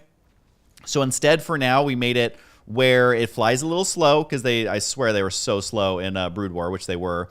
But if you damage a command center, I think we did it 33%. In Brood War, it's 50%, but that just seemed a little too easy in StarCraft 2. So we made it, I think it's 33%. I have to double check. But once you infest it, you can now make 3 different units at the infested command center. So one is infested civilian, one is infested marine, and one is the good old aberration. So this is the only way to get aberrations, is to infest the command center. You're only going to see it in TVZ. He basically runs around and punches stuff. It's super cool. Love the aberration. This one spawns 2 little infested civilians. They're basically terrible Zerglings, but you know, you're not supposed to win with your infested command center only. But it gives you another production structure to make units.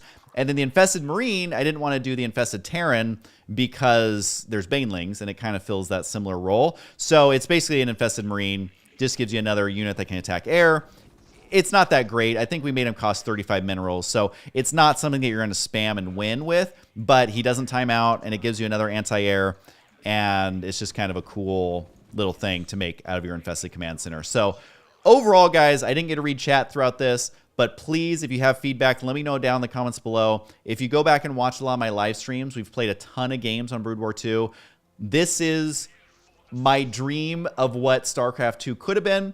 Not saying that StarCraft 2 is bad in its current state, but there's just so many things that I wish StarCraft 2 would have done differently, just from my own personal preference as someone who grew up playing Brood War. So this was kind of my dream. Blizzard, if for April Fools you want to do for 1 week only a Brood War ladder, Brood War 2 ladder, steal all my ideas. I don't even care. I would love to see it. I know it's never going to happen, but man, can one man dream. So anyways, again, if you guys want to play it, I'll show you right now in case you skipped it in the beginning. It's called Brood War 2 Husky Edition. All you have to do is go to Custom, go to Arcade. Right here, you can search for Husky, and it is right here. If you do this one, it will play it on the Big Game Hunters map. Gives you a really, really sick Brood War vibe. I love it. Or if you go to Melee, you do Create with Mod down here, which I think you can see on the screen. It was down here, yeah. And then you can just search Husky like that. And then you can create a lobby. And then it will apply all those units and all those changes to that Melee map, which is super fun. So if you guys want to check it out, feel free to play it. It's really fun versus AI, especially if you've set them to the harder AI. They don't build the new units, but you can, and you're still fighting like a pretty good AI when it's on that hardness setting. So I find it super fun. If you guys do check it out, please give it a rating. Zettel works so hard on this. I cannot thank him enough. I'll show you how to do the ratings just super, super quick. And then this video will be done. My goodness, how long was this video? It must have been an hour long. But this is the shortened version. And I will continue the discussion in the chat and on Discord. But if you go to the arcade, again, you type in Husky, it pops up. If you go here, which is the right click, and you do map info, and then you go to reviews, review game, then you submit a review. If you guys don't mind reviewing it, that'd be awesome. You have to play one game on it. That's it. But I've been having so much fun on my stream. So follow me on Twitch. If you don't, twitch.tv/Husky. Follow the Discord if you don't, discord.gg/Husky StarCraft. Follow me on YouTube, youtube.com/Husky, all that. I've been having so much fun playing StarCraft, playing other games, and honestly, just kind of not caring about the algorithm and just having some fun. So thanks for tuning in. Thanks for listening to me ramble forever. Hopefully I put you to sleep or whatever. Big thanks to chat. And my goodness, that's why they call me the one-take wonder or one-take Willie. I don't know. I thought I had something funny to say at the end of that, but I don't. But anyways, hope you guys enjoyed. And of course, I'll see you guys next time. And go play Brood War 2. It is awesome. I think that Blizzard should make it a ladder. And I'm going to name this video that I saved StarCraft 2 because I find it hilarious that somebody will get offended by it. All right. I'm actually leaving this time. Oh, my goodness, stream. How long was that? Holy cow. Oh, my God. Sinvicta, did you just raid me 2 minutes ago? Sinvicta, look at this. I'm acknowledging the raid within 2 minutes. That is a record for me. I don't know if you saw what I just did. Hold on, I gotta flip. Hold on. Oh my goodness, this stream is falling apart. As soon as Invicta raids, the whole thing falls apart. We gotta transform, and then we gotta flip horizontal. I don't even know which way is my actual face anymore.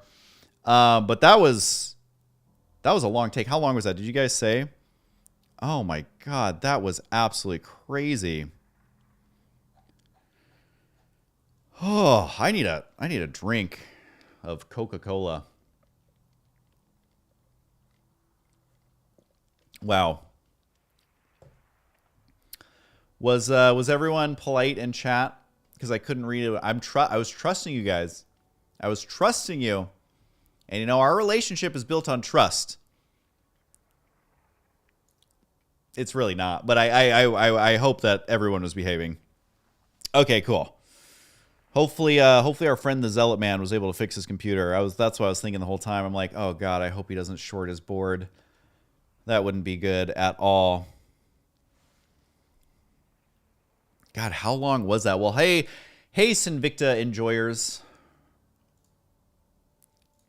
I am sad that I didn't get to watch Sinvicta open up some Pokemon cards, but you know, sometimes you just gotta stream when your bros are streaming. Sometimes the streams cross, sometimes the streams touch. It just kind of is what it is. But thank you for all the follows during that marathon of chatting. Brahms Somanater. I'm not going to say that correctly. I don't know if I physically could. Ice Cold Juice 1. Kit Kat Bar 5. Juggernaut Pants. Luminary Weekly. D. Burks X-Pin. Nailed it. Nailed it, you guys. And thanks for the subs earlier today. That was super cool. Always love myself a good raid. Sinvicta's got the best raids. Now, I do want to say, I raided Sinvicta twice. So now he's in the lead because he just did a third raid. So now I owe him a raid. So we got to keep an eye out for that. Oh, man. Stream when the rest of the world is sleeping. It's so true, you guys. Nobody's going to watch the stream, literally. So Invicta's able to muster his troops because they're all hardcore over there. But all my viewers, I mean, we're all geriatric at this point. We're like, it's 8 p.m. I got to go to bed. Got to get my beauty sleep. Then I got to wake up at 4 a.m.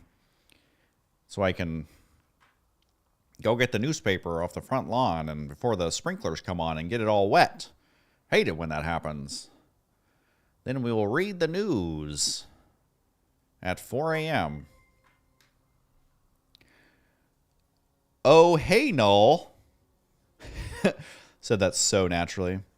Thanks for the follow. Thanks everyone who is staying up hella late. Oh my God, it's 5 a.m. It's 4 a.m. You guys are wild. Can I be honest with you guys for a second? If you guys were streaming at 4 a.m., I'm in bed. I am straight in bed. I will never know that stream ever existed. I was 10 when I started watching you. Now I'm 20 with a child. Those always make me feel so old because I was never a child on YouTube. I was starting college. No, I guess I was in college for a little bit. I was still growing, but 10 years old, that is... I just can't imagine a 10-year-old watching StarCraft. That's so foreign to me. I started playing StarCraft at 10, but it's just like this day and age, it's like all the kids are watching Minecraft. They don't know the struggle that is playing StarCraft at 10 years old. When is Husky's bedtime? Honestly, I usually go to bed around now, but I might play a game or two. No, I usually will take a shower at like 8:45, 9 p.m. And then be in bed at like 10, watch The Office until like 11, and then I usually am sleeping by like 11:15, maybe.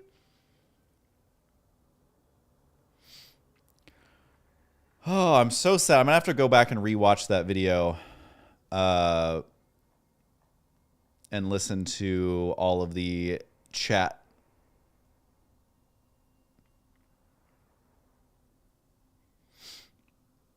Because I'm curious on what... So I'm gonna upload that video tomorrow. So if you guys don't know, I did actually post a video today, but it was just a ladder anxiety from the stream that we did yesterday. Because that Planetary Fortress Rush game was hilarious. Even Sinvicta was in chat hanging out during that game. That's how fun that game was. And I'm trying to make my thumbnails as cringy as possible. So we're gonna really up the cringe. Because you got to this day, man. You know? We can say we don't care about the algorithm, but you got to care about the thumbnail algorithm. Otherwise, you don't stand a chance. But yeah, if you don't subscribe to me, it's youtube.com/husky. And if you don't follow me on Twitch, it's twitch.tv/husky. After that super marathon, I'm going to run an ad because I've earned it. I've earned this 23 cents I'm going to get from this ad. That is indeed what she said. You just started playing StarCraft 2 again? Love that for you.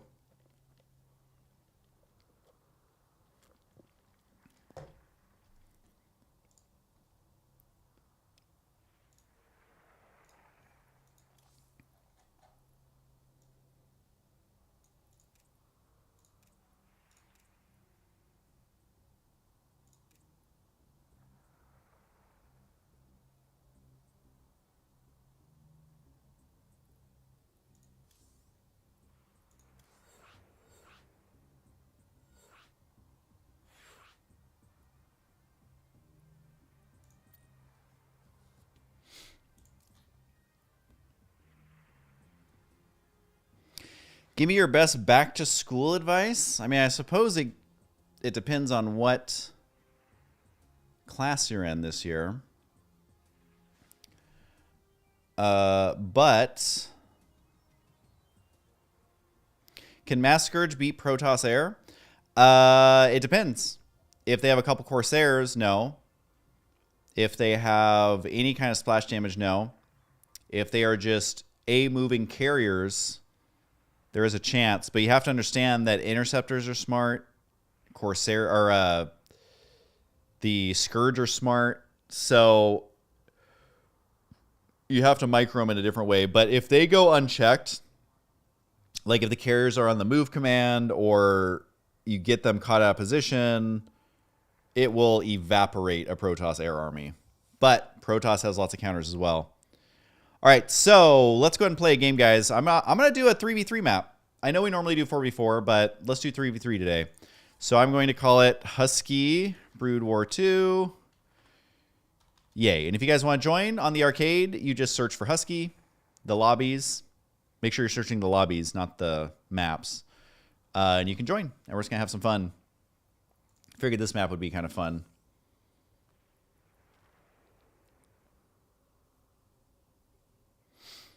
Hopefully you guys can make it in time, because this is only 6 peeps. And I'm one of the peeps, so it's only room for 5 more peeps.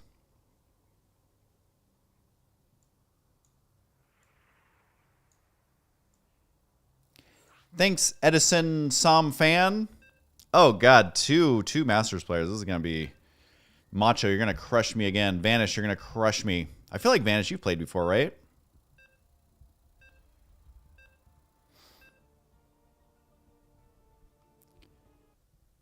Bet you weren't expecting Husky to be streaming right now. Oh, you guys are so nice. Something cool and original. I've never heard of this game before, question mark. Well, don't worry. Neither has the rest of the world. This map looks fun.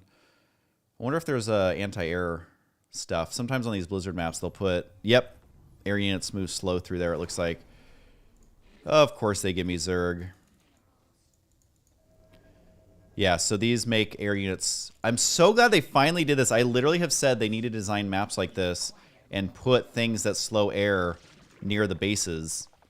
And they finally did it, my man.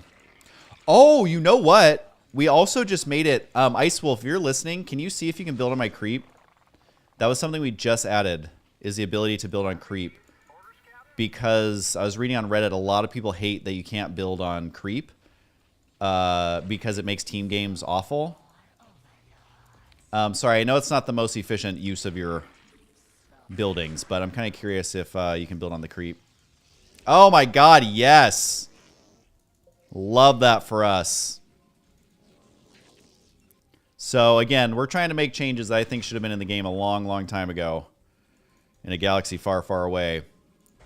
So now a Zerg player can actually spread their creep as they should be able to, and not worry about it ruining the... Prepared for Husky to say, oh god, this is not ideal. That's my new catchphrase. Literally the last time I was streaming, I was thinking, is this the new me? I mean, I feel like I should probably make a spawning pool. What do you guys think? But I feel like that whole last cast, I didn't get to read chat, so now I just want to read chat. And I'm just getting distracted. You guys are so distracting.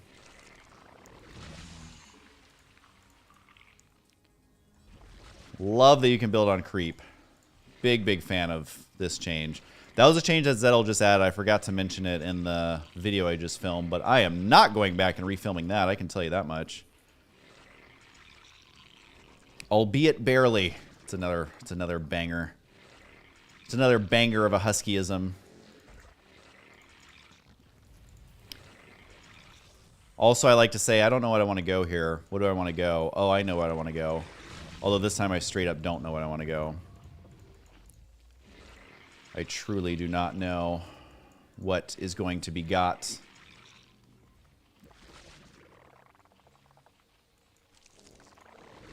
All I know is I have that double gas. So I will take it.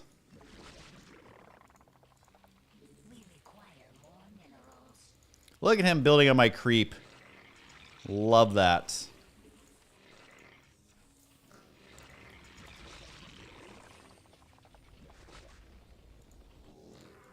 Just a big fan of being able to build on the creep. You know what? For that, I'm gonna get the creep spread going, because this doesn't offend anybody. No, we already have a queen on the way.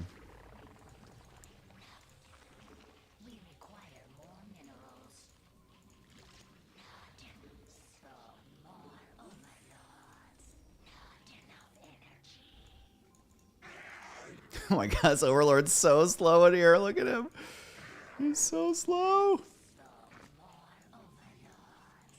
I have more Overlords on the way, alright?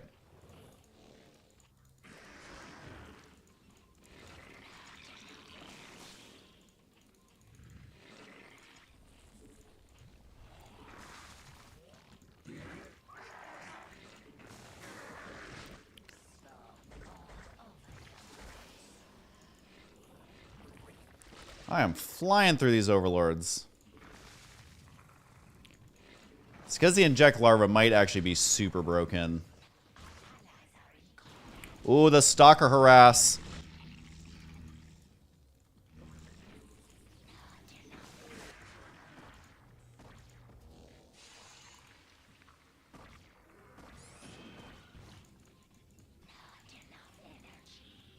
Sorry, I just had a sense you were trying to hide a base over there.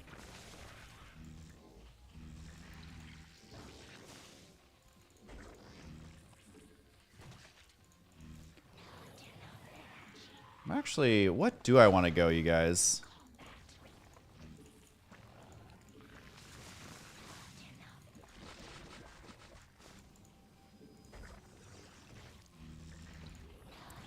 Okay, actually, you guys can come back over here. This base is looking quite lonely.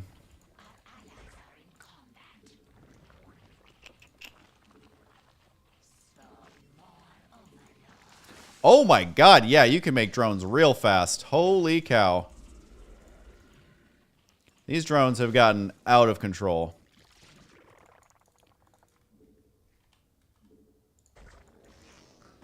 This drone has his work cut out for him.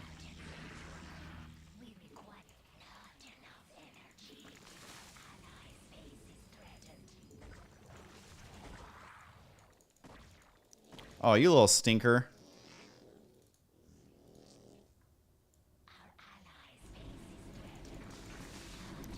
Oh, that's units. I don't have anti-units. I do not have anti-units. Come on, Hydras, you can do it. You can do it, Hydras.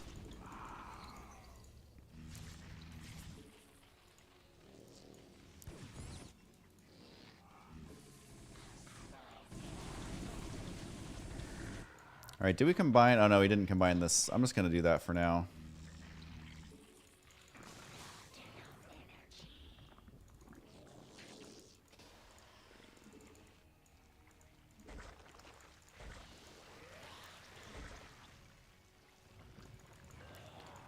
They don't have any Zerg on their team, do they?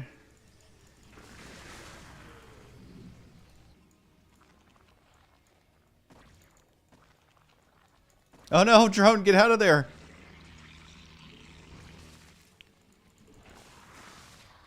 That poor drone did not stand a chance.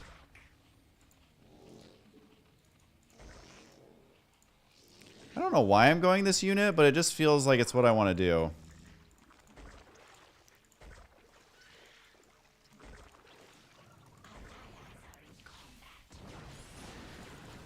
Oh man, the Hydra's getting one shot here. You know what that is? That's not ideal.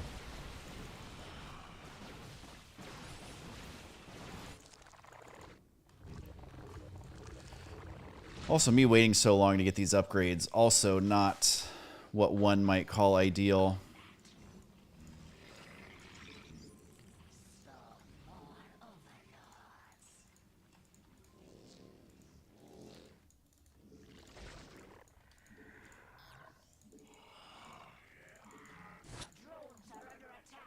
Not my drones! Oh, these drops are out of control. This is truly not allowed.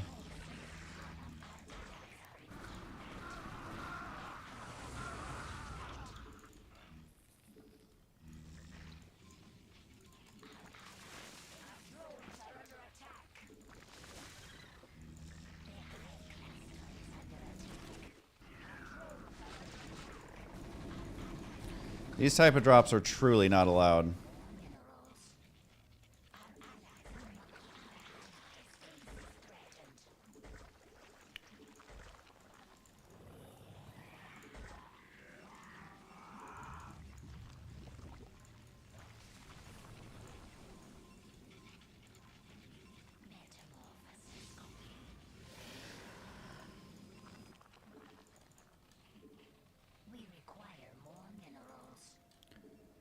I do need more minerals. We require more minerals.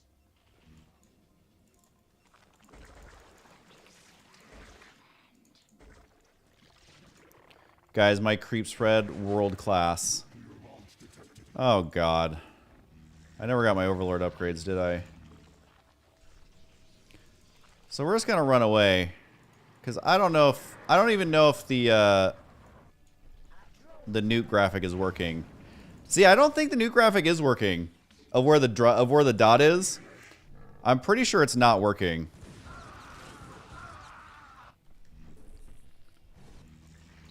But hey, that just makes it more exciting.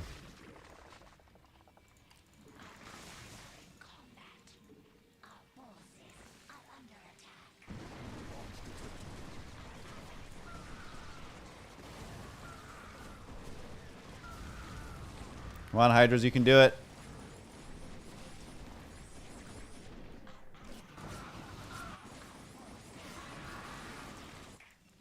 Oh no, where'd Vanish go? He vanished. One could say he vanished. Oh yeah, the mines are awesome. You definitely got to get detection. Oh man, I need to move my keyboard. This is like killing my wrist. Is that a bad angle? Oh my god, they will not leave my poor drones alone. They truly will not leave my poor drones alone.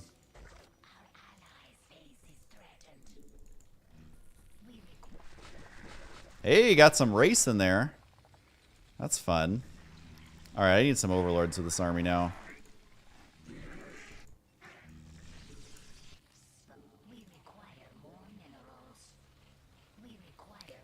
Time for a drink break. Ah. That ghost is driving me absolutely crazy.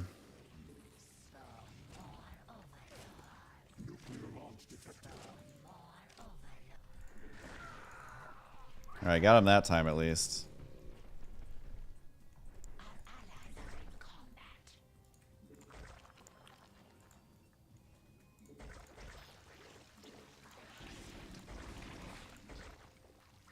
Oh my god, that Marine is really cramping my style here.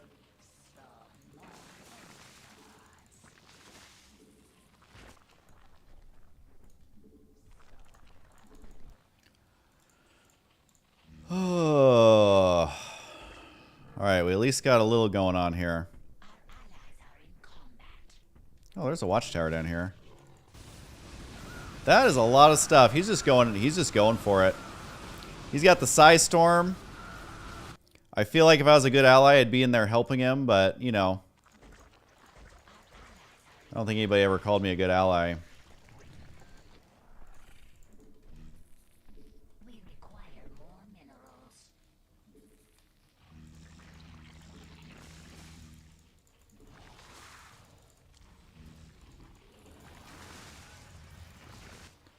Oh god, no, I'm kind of coming in here by myself.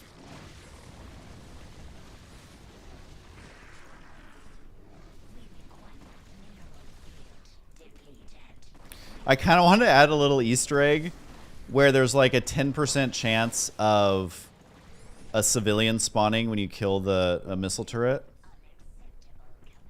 I just think that would be so funny. That's so funny to me for some reason. He doesn't do anything. He doesn't cost any supply. He just like is a unit that absorbs damage. I thought that's just so funny to me for some reason.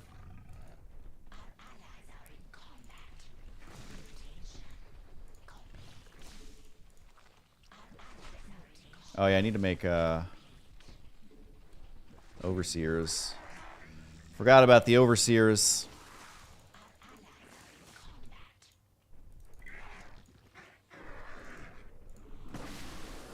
That was satisfying. That was intentional.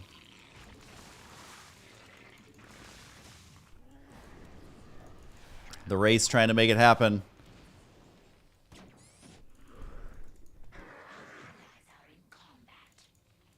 Look how many larvae you can stockpile.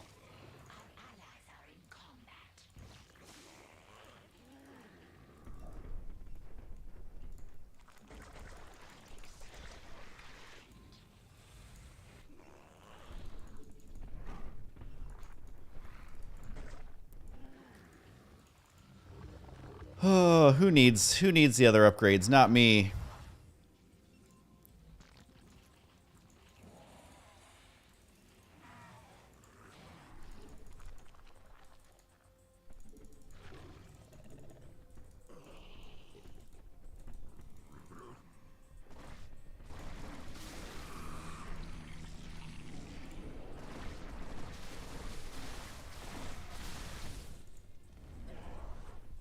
Where is she? Mineral field depleted. Mineral field. No! No! No! She's so slow! Oh, he canceled it. Or did he fly it away? My queen is too slow. That was going to be legendary, you guys. Fortunately, it just was not meant to be.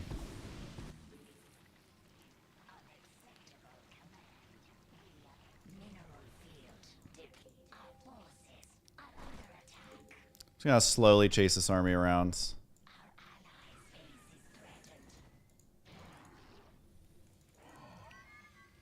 Ooh, man, that planetary 15 kills. Let's see if Parasite works. I don't actually know. It sure does. I've already seen everything.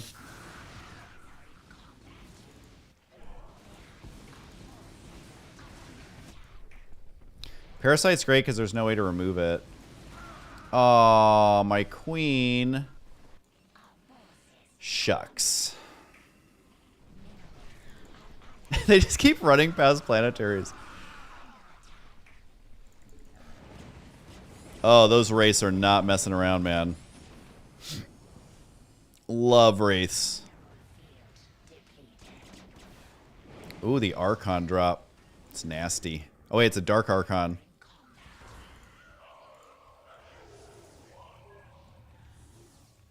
Oh, he so did it. He so did it. What? He killed my hatchery up there? Lame. I worked hard on that hatchery.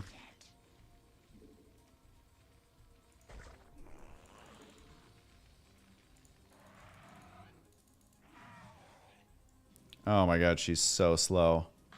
Oh wait, here we go. Here's a real battle. I don't even need to be a part of this.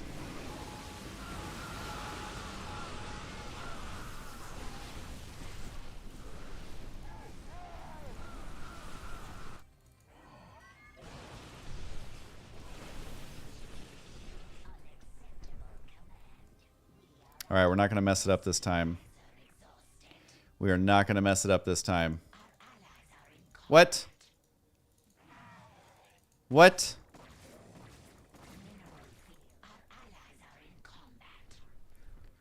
They're ruining my dreams. All right, we're gonna end it.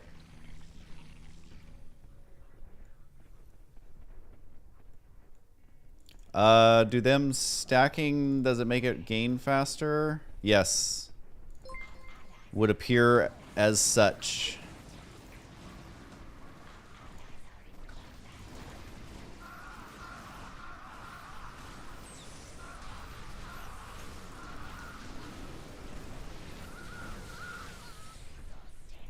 And it also increases their HP regen out of combat.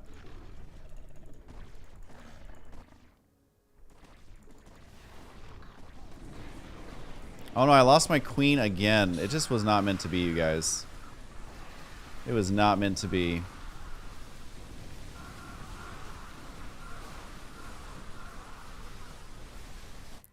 Although homie did mind control an SCV somewhere.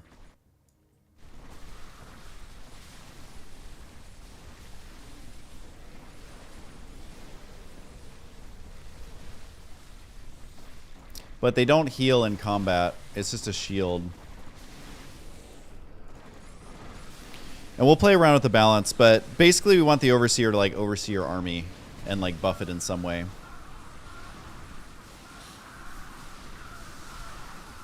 Or I guess it does go up in combat. But obviously it's nowhere near what a medic would do.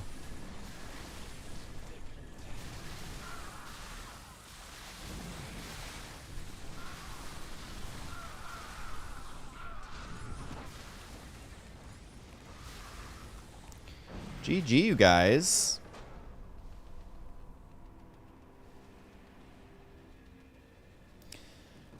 And that's the thing about Zerg, is like just the way that Zerg works is like it's tough to balance, because it's like you have to remember that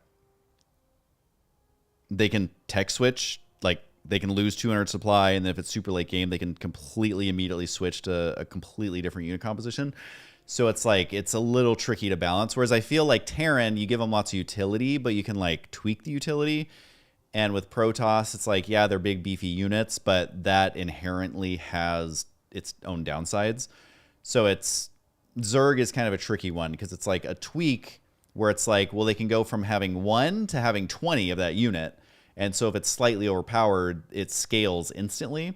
So it's we'll see where Zerg kind of shapes up, but as far as the units options that they have, it feels really good, but I don't know if it's like super broken or not.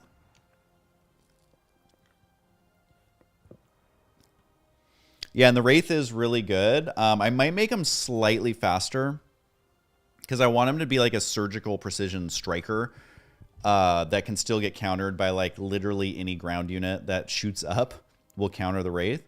But like great for harassment, and their attack range is only 5, whereas the Viking is like much more than that. And so the Viking you can kite with, whereas the Wraith I think should be all about like getting right up in their face, trying to burst them down, and then getting out. But if you're caught out of position, like Corsairs are going to destroy you. Like there's so much, and like one shot from a Devourer and your cloak isn't working anymore. Like there's a lot of things that counter it, but I feel like it should feel like a really fun surgical striker. That's how I always thought the Wraith should be. But yeah, I'm glad that you guys are liking the mod. It is super, super fun. I think it's basically in a I don't want to say a done state, but it's in a state where I finally felt comfortable like publicly making a video. Like, yeah, I was doing my live streams. It's not like I was keeping it secret, but I think it's in a good place to like share with people and like promote it and talk about it and, you know, all of that goodness.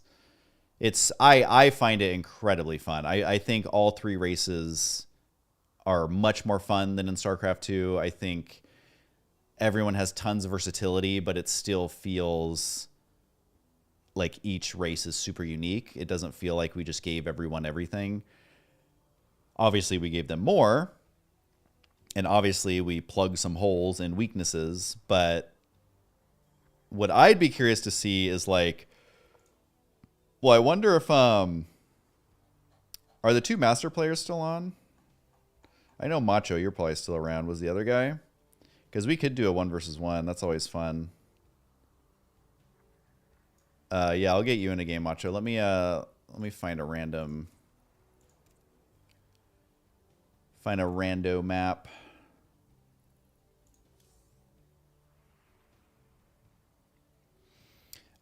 Yeah, I'll invite another Masters. If you can log on and message in Husky Stream, the chat Husky, or the channel Husky Stream. Hold on. The easiest way is if you just type /join Husky Stream. Oh, there you are. Okay, cool. Yeah, I'll invite you guys. Let's see. I'm going to make referee. All right, so let's have a fun Masters level game on Brood War 2. But guys, if you're watching the stream right now, if you happen to be logged into the game, if you go and type /join Husky Stream, I don't think caps matters, but maybe lowercase, that's the easiest way for me to invite you. So I know it's an extra step and it's annoying, but if you join that and then you don't worry about being in the stream. It's pure fun, guys. Like, there's no pressure to like, you know, play the game perfectly or whatever. But yeah, you guys pick whatever race you want. And but yeah, if you join Husky Stream and then just stay in it, every time I stream, I can just see you guys in here and I can invite. And I do games of like bronze, gold, platinum, wood league. So you don't have to be masters by any means. But sometimes it's fun to do like a gold game and all that. But I like to do these like fan matchups where it's Brood War 2 and I can kind of hang out and talk with chat, which is always my fave. I did do the Brood War mod, right? I think I did. I always forget to actually do that. Yeah, they do 8 damage. Yay, custom skins are here. Sometimes we have to disable the custom skins because it like breaks something in the game. Like when you morph Archons, they turn into little balls of death. And no, I don't mean the actual balls of death that they currently are. It's like literally a can't load the asset ball of death. You stuck-up, half-witted, scruffy-looking nerf herder. I cry every time. Every time. Well, I know good old Macho's Masters, and I think Jesu is, but he's Masters on EU, so I'm not gonna log into EU just to scope him out. I'm gonna trust that they know how to have fun. Oh my gosh, did I miss people following me? I think I did. Hold on. XX Jeep, thanks for follow. Elfarop, thanks for the follow. Edison Somfan. Edison Somfan? Impatient Wizard. I guess when you have magic, you're just used to getting whatever you want right away, so I definitely understand that. But thanks for the follows, guys. Orazio Lentini. I feel like I actually said that one right. Thanks for the follow as well. If you're just tuning in, this is Brood War 2. This is the fun mod we made. Just recorded a video that felt like it was an hour long. I'll see how long that video file actually is. That had to have been at least 40 minutes. Like, how long has this stream been going on? Quite some time, if I do say so myself.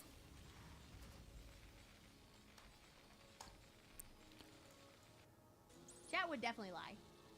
I know, I know. Man, Artosis still going strong, man. What an absolute beast.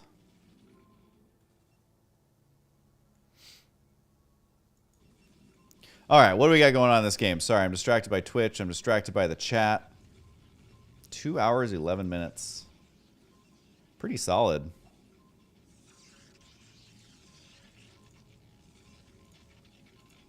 Love these custom skins. I mean, that Stalker basically looks like a Ravager. He's basically a Ravager at this point. Walrus Lube. You know? People don't normally think of the walruses, but they also need their lube. Thanks for the follow. Des Trilogy. Thanks for the follow. Oh my god. It's H the Husky Husky. Well, thanks, Mundane. Mundane. The Stalker's going exploring, checking it all out. I will say that the maps have gotten much more fun and inventive and creative lately. And I hope that Blizzard continues to support maps like that. These skins are so cool. It looks like cell shading almost. That bunker says, not today, Stalker. Not today.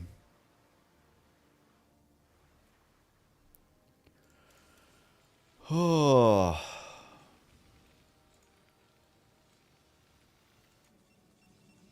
It's nice to be able to sit back and chill. My days are so busy. I wake up at 6 a.m., feed the dogs, get them going on their day. Then we work, normal work day. I work with the builders for getting the studio going. Obviously, I'm not out there hammering nails because I don't know what the hell I'm doing. But still, you know, make sure everything's on track. Make sure it's what we expected. All that good stuff. And then as soon as people leave, I'm like, well, it's time to stream. Then stream for 3 hours usually, 2 to 3.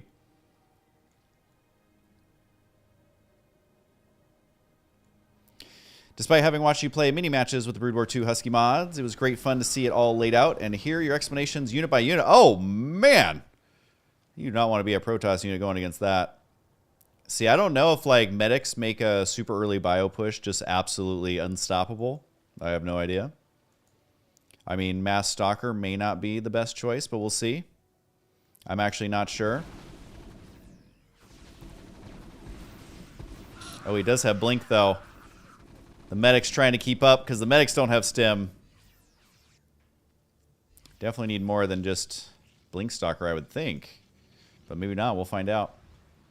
This is the first time in Brood War 2 history where it is Blinkstalker. Oh, he's trying to make it work.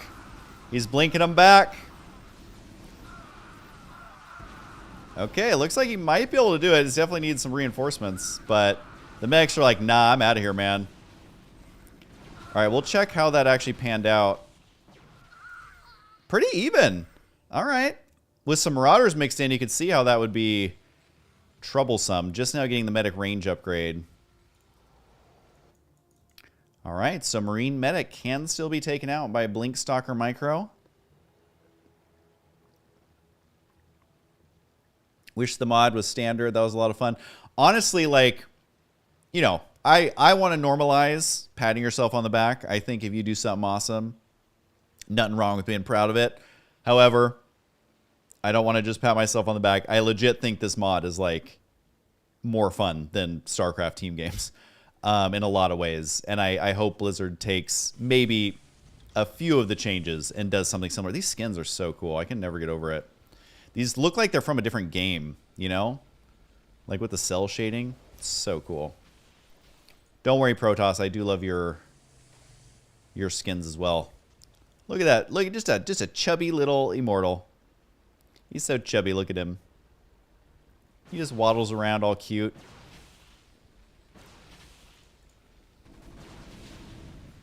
All right, there's the siege tank. Can't help but feeling like Marauders would be a big big bonus. Now remember, if you need to, SCVs are much better at defending. All workers are. They do way more damage. Obviously, they aren't a win-all button. Just remember, those medevacs are no longer medevacs.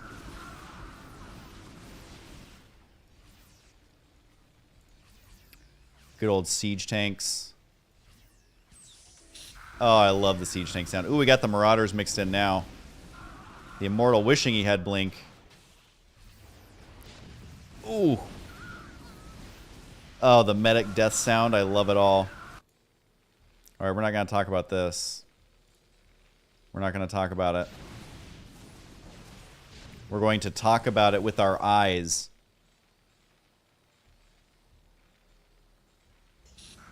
There we go.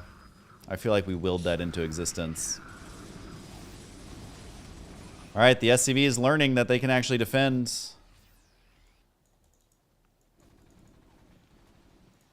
All right, well, this game is officially good, man. We have officially reached good status.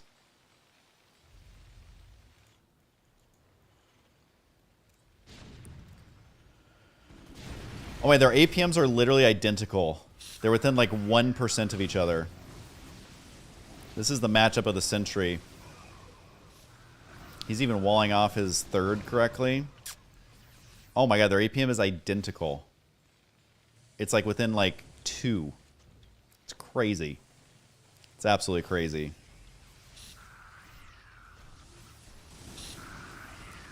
Gotta love the manual unload of the Zealots.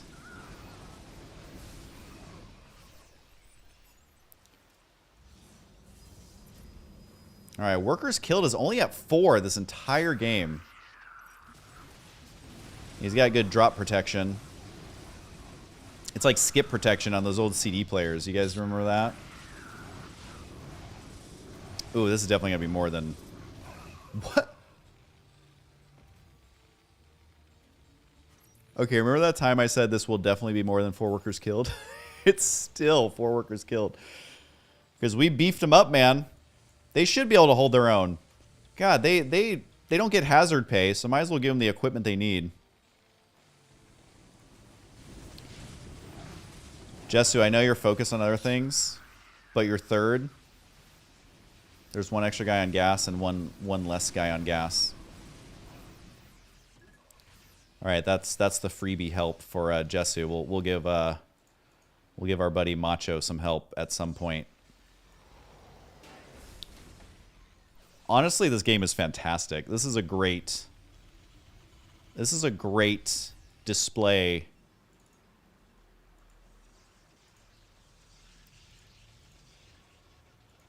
It's kind of fun to see though. Macho's going like pretty standard Protoss stuff currently. Versus, I mean, this is slowly transitioning to be standard Terran. But of course, the medics now have that heal range. Oh, he did get the upgrade a while ago.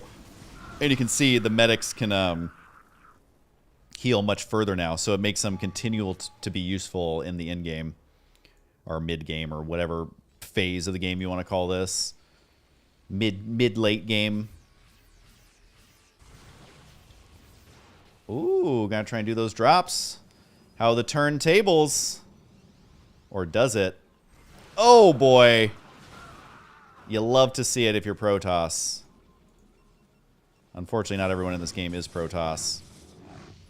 God, those Marines have such big guns with these skins. I love it.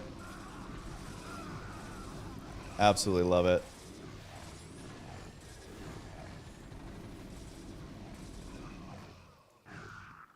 Oh, sorry if I missed that. I was reading chat.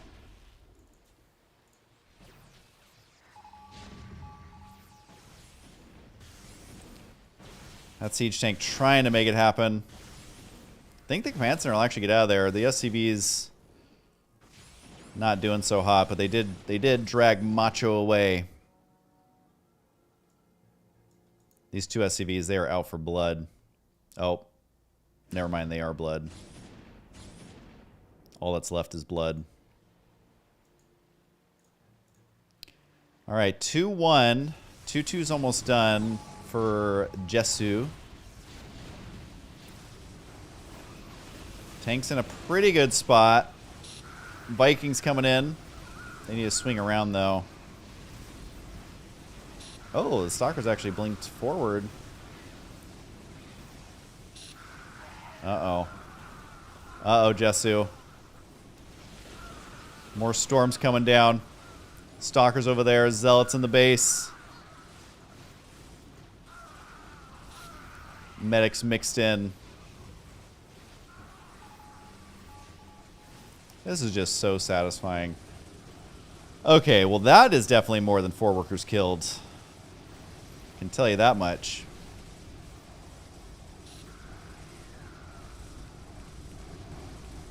Love the zealot sounds. We can just sit and enjoy this all day. How did all y'all subscribe at the exact same second with Prime? Well, thanks for using your Prime sub, guys. I appreciate it. The Drow85 and Fiptunes.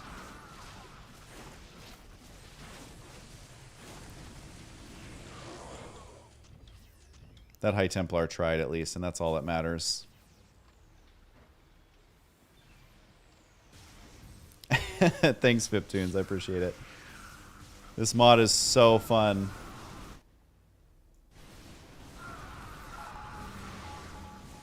Man, even DT's getting in the mix.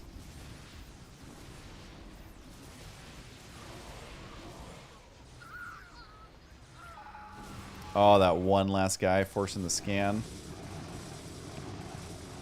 Man, Macho is trying to make up for that last game where we crushed him. He's going super tryhard mode now. Our Terran player popping out 500 APM there for a second. Pretty wild.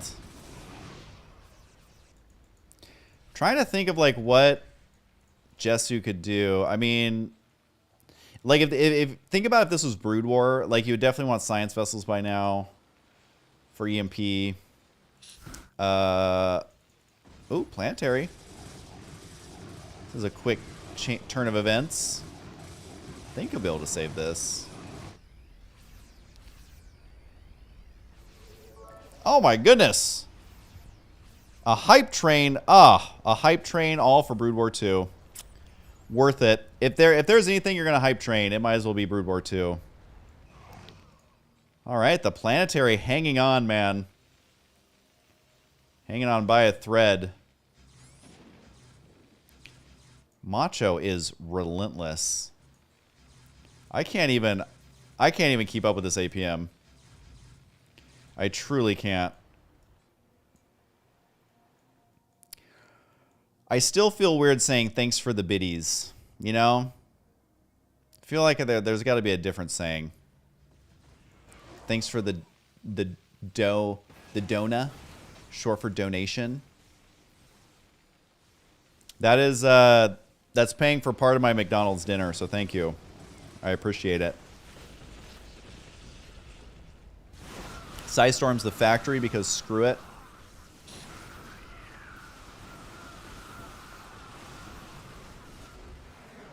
Oh, what a fantastic game. Guys, I think we need to make it a best of 3. I think we need to do best of 3 if you guys have it in you.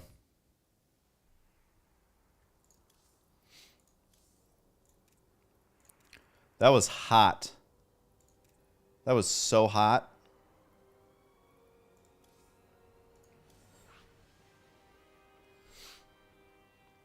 That was some hot Brood War 2 action.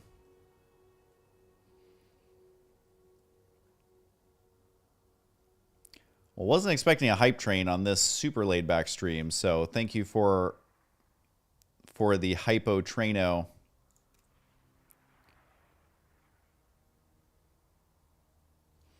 Yeah, Jesse, you definitely got to mix in other stuff. You like, I don't know. I don't know what the, because I feel like early game Marauder with Medic is probably like wicked broken because Marauder is so good already versus Protoss.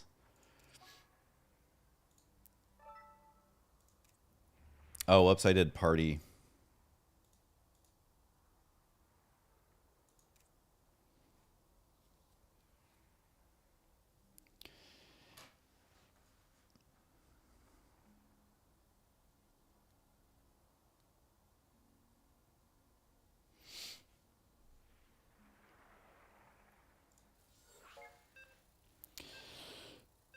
And yeah, the Medic is like, because remember, like if you think of Brood War, like Bio is just never an option versus Protoss.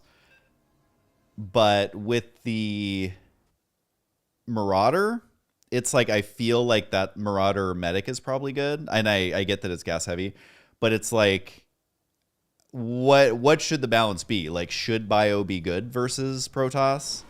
Should it just be mech? But then there's the Immortal, but there's also lots of options. Like again, this is not balanced at all. Like literally this is one of the first 3 Masters TVPs that have ever been played on the mod, you know? Like, and there's no way for us to get the thousands of games that you would need to start seriously discussing balance. Like it's just not going to happen unless Blizzard literally throws this up on the up on the ladder, which is not going to happen, guys.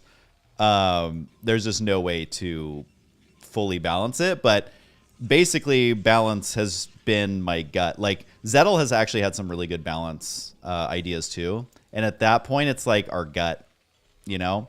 And like when the Diamondbacks, we discovered that they were crazy broken, it's because it's like on paper it sounds fine, and then you mass them and they kill every single army. Same with the Firebat. Like if you guys remember that game where I just went mass Firebat when we first buffed them, it melted an entire Terran army. It was hilarious. So it's just stuff like that. Like on paper, it doesn't sound broken. And then you test it and it's like, oh my God. So I think we have nerfed the Diamondback and the Firebat down to be more reasonable, but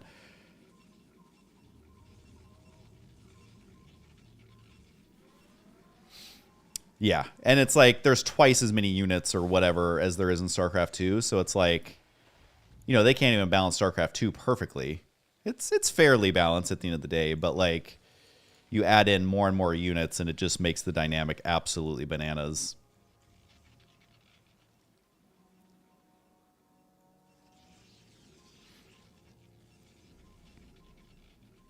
Oh, I didn't realize there were sub gifts. My bad.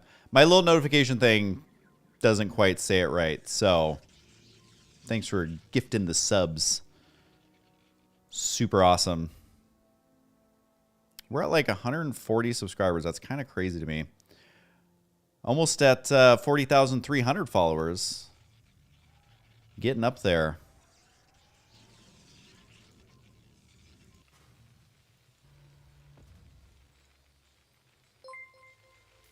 Thank you, Spicy Nugget 342, getting us one step closer.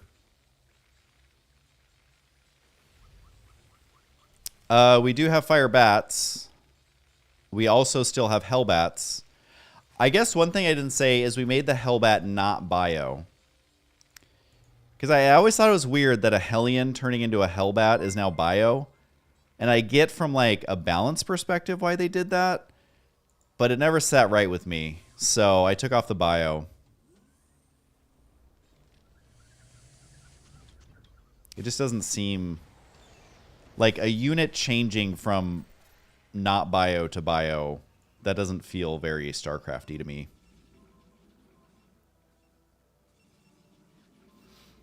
Yeah, no Warhounds. I thought about it, but there's so much mech. I can show you on the building. Like, there's already so much mech. And if I did the Warhound, I'd probably get rid of the Widowmine because there's Spider Mines. But the Widowmine does play a really crucial role. I just think it's super broken in StarCraft 2. I just don't like the Widowmine as a unit. But I do understand that it plays a really vital role.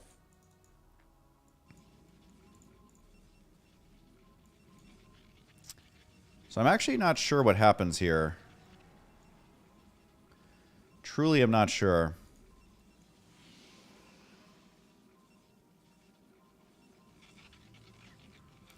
Did I hear about the most recent patch? SC2 is completed by community members. I did. And it's funny because some of their thought process is exactly what we have done on Brood War 2. I literally laughed out loud when they were like, we're gonna make Broodlords more like Guardians. And I was like, I feel like that guy on TikTok that's just like, literally you can put Guardians in the game. So it's, you know, I'm not, I'm in no way saying like, oh, they are taking our ideas, which I honestly would just wish they would. But I was like, literally just put Guardians in. That is way more fun. The Broodlord is a stupid unit. It has been a stupid unit. It will continue to be a stupid unit.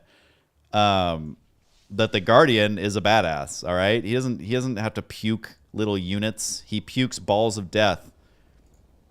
All right, Jessu, sending you all the love.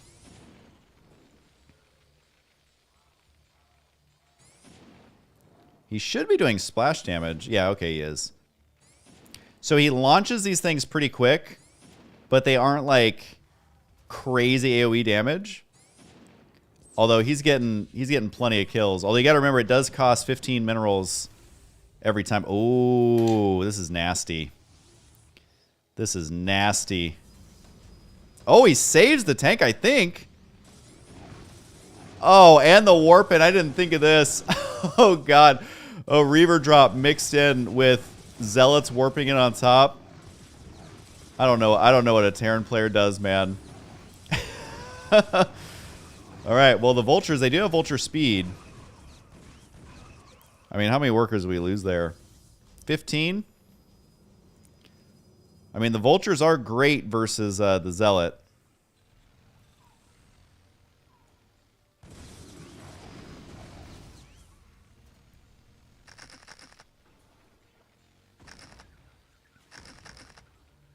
Ooh, I just noticed the Reaver, it changes targets if it loses tracking.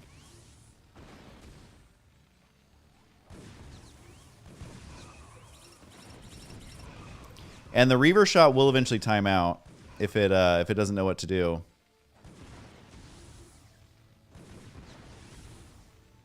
I mean, he's still hanging on though. I mean, that was a lot of stuff killed, but all that micro dedicated to it. And it's not like game ending at this point.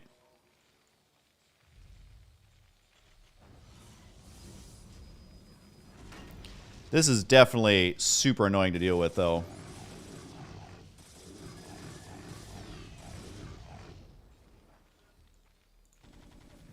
I'm trying to think. I feel like, yeah, Spider Mine's in the base to defend maybe is probably the best. Did that do damage? Couldn't tell if that did damage. I mean, this Reaver, this is just straight abuse. This is actual abuse. At this point, it is 100% abuse. Oh my god, this Reaver is not messing around.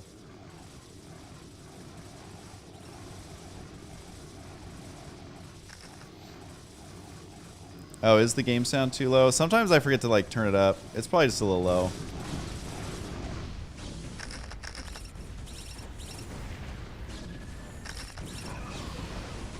I gotta say, Macho is like he's going Sweatfest 2000 with that Reaver micro. He's even got a Dragoon mixed in.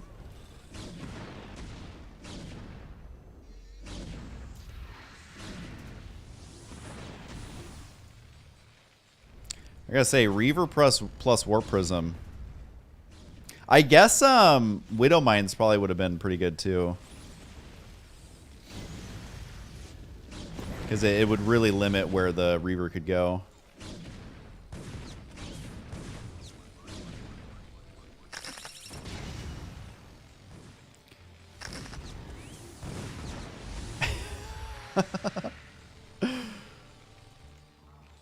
Jessu, we appreciate your sacrifice. How many kills does that Reaver have, you guys think? Macho, you gotta let us see the Reaver. We're taking bets on the kills.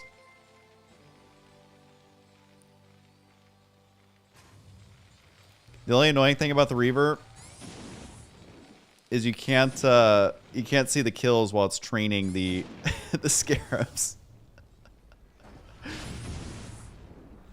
Yeah, I think Widow Mines. Oh, finally got him. That was the most cost-effective Reaver of all time. Hey, Mr. Sessender, I might hop off after this one, but if you join the chat channel Husky Stream, all one word, do /join Husky Stream and just stay in that chat channel for future streams. That's the easiest way for me to invite people.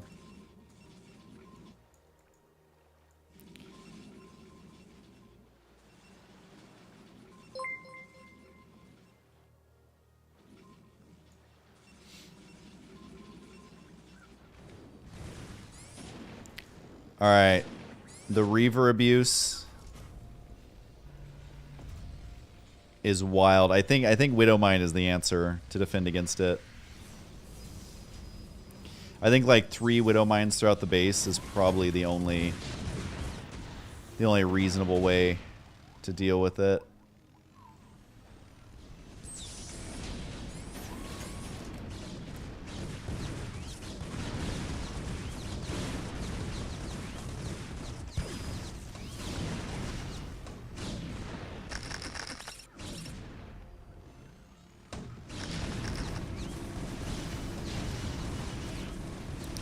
All right, well, Dragoons still melt versus mech, so that's a tale as old as time.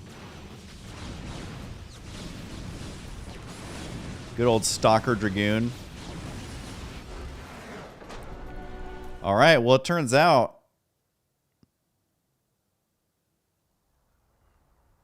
yeah, I mean, that's the thing is in Brood War, damage scales down, and StarCraft 2 damage scales up. So you have to like make the units feel how they did in Brood War. You can't just straight copy the stats. So yeah, Dragoons didn't do a ton of damage to Vultures, but Vultures did like no damage to Dragoons. So at the end of the day, Dragoons, like if you had 10 Dragoons, you could kill like an infinite amount of Vultures. So Dragoon should feel good against Vulture. So we're trying to find that balance of like Dragoon should be good against mech if it's in a good spot, but if it's in a bad spot, it's getting absolutely obliterated by siege tanks.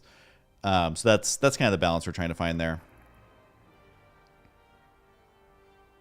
And yeah, the Reaver too, you have to remember like it can basically teleport into the Warp Prism, where as shuttles they had to be like right over. And plus obviously the Warp Prism can warp in the Reaver or warp in gateway units with the Reaver, so it makes it even better. So I really think Widow Mines is probably the only option. But even then, if you don't have the armory yet, they're just going to die. So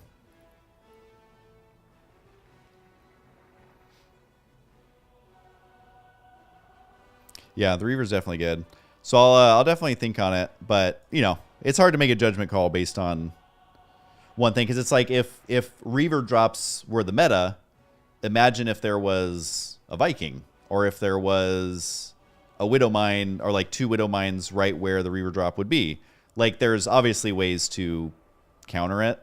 Not saying that it's not super, super good, but definitely was fun to watch for sure. So thanks for doing that test, guys. That was super cool.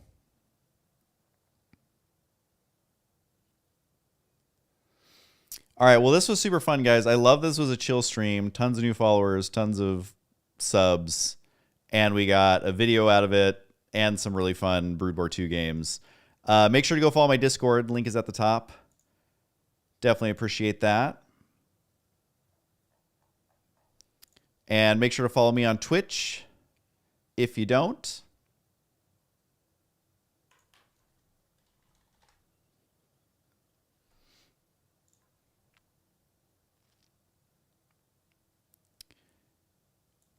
And we are going to raid someone who has 1 viewer, because that is the best part. So go make their day, guys. This is literally the best part of streaming. Don't leave until you make their day. Hold on. Hold on. It'll take me 2 seconds to find somebody. All right, but Husky, the 2 seconds is already up. All right, let's see. Oh, we got a lot of people streaming today. My rule is they have to have a webcam.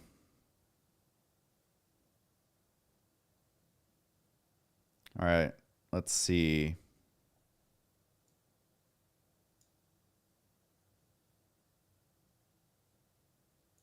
This guy says, man tries StarCraft 2 forever.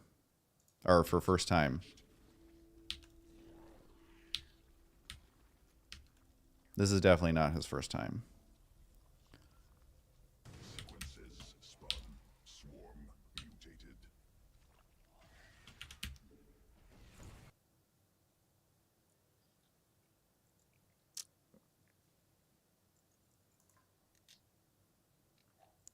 We'll find somebody. From the shadows I come. I'm still looking, guys. Hang in there. Our pylon is under attack. Hang in there. Not enough energy. Nobody's talking tonight. Nobody's talking. Not enough energy. I mean, the Zerg are talking.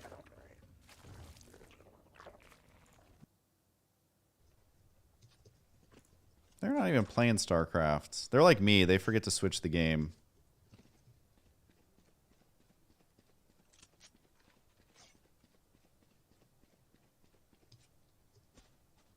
Literally not a single person is talking. How about this person? All right, this guy has a super epic beard. He's losing to battle cruisers. So let's go make his life happy. Oh, he's so sad that he's losing to battle cruisers. So go make him happy. We've all been there. I should have known. I didn't build corruptors. I built mass hydralisks, and that's like terrible. All right, guys, go make their day. He just lost to battle cruisers. You know he's bummed about it. All right, have a good one. This was super fun. Thanks, you guys.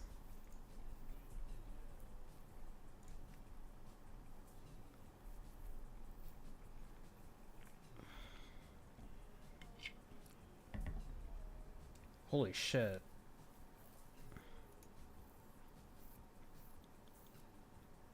Yeah, I just got my ass whooped by like fucking BC shit. What's up, dude?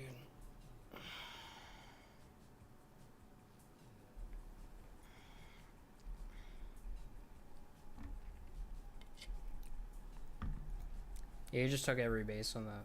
I don't know. I tried to contain him on like 3 bases, but he like built up enough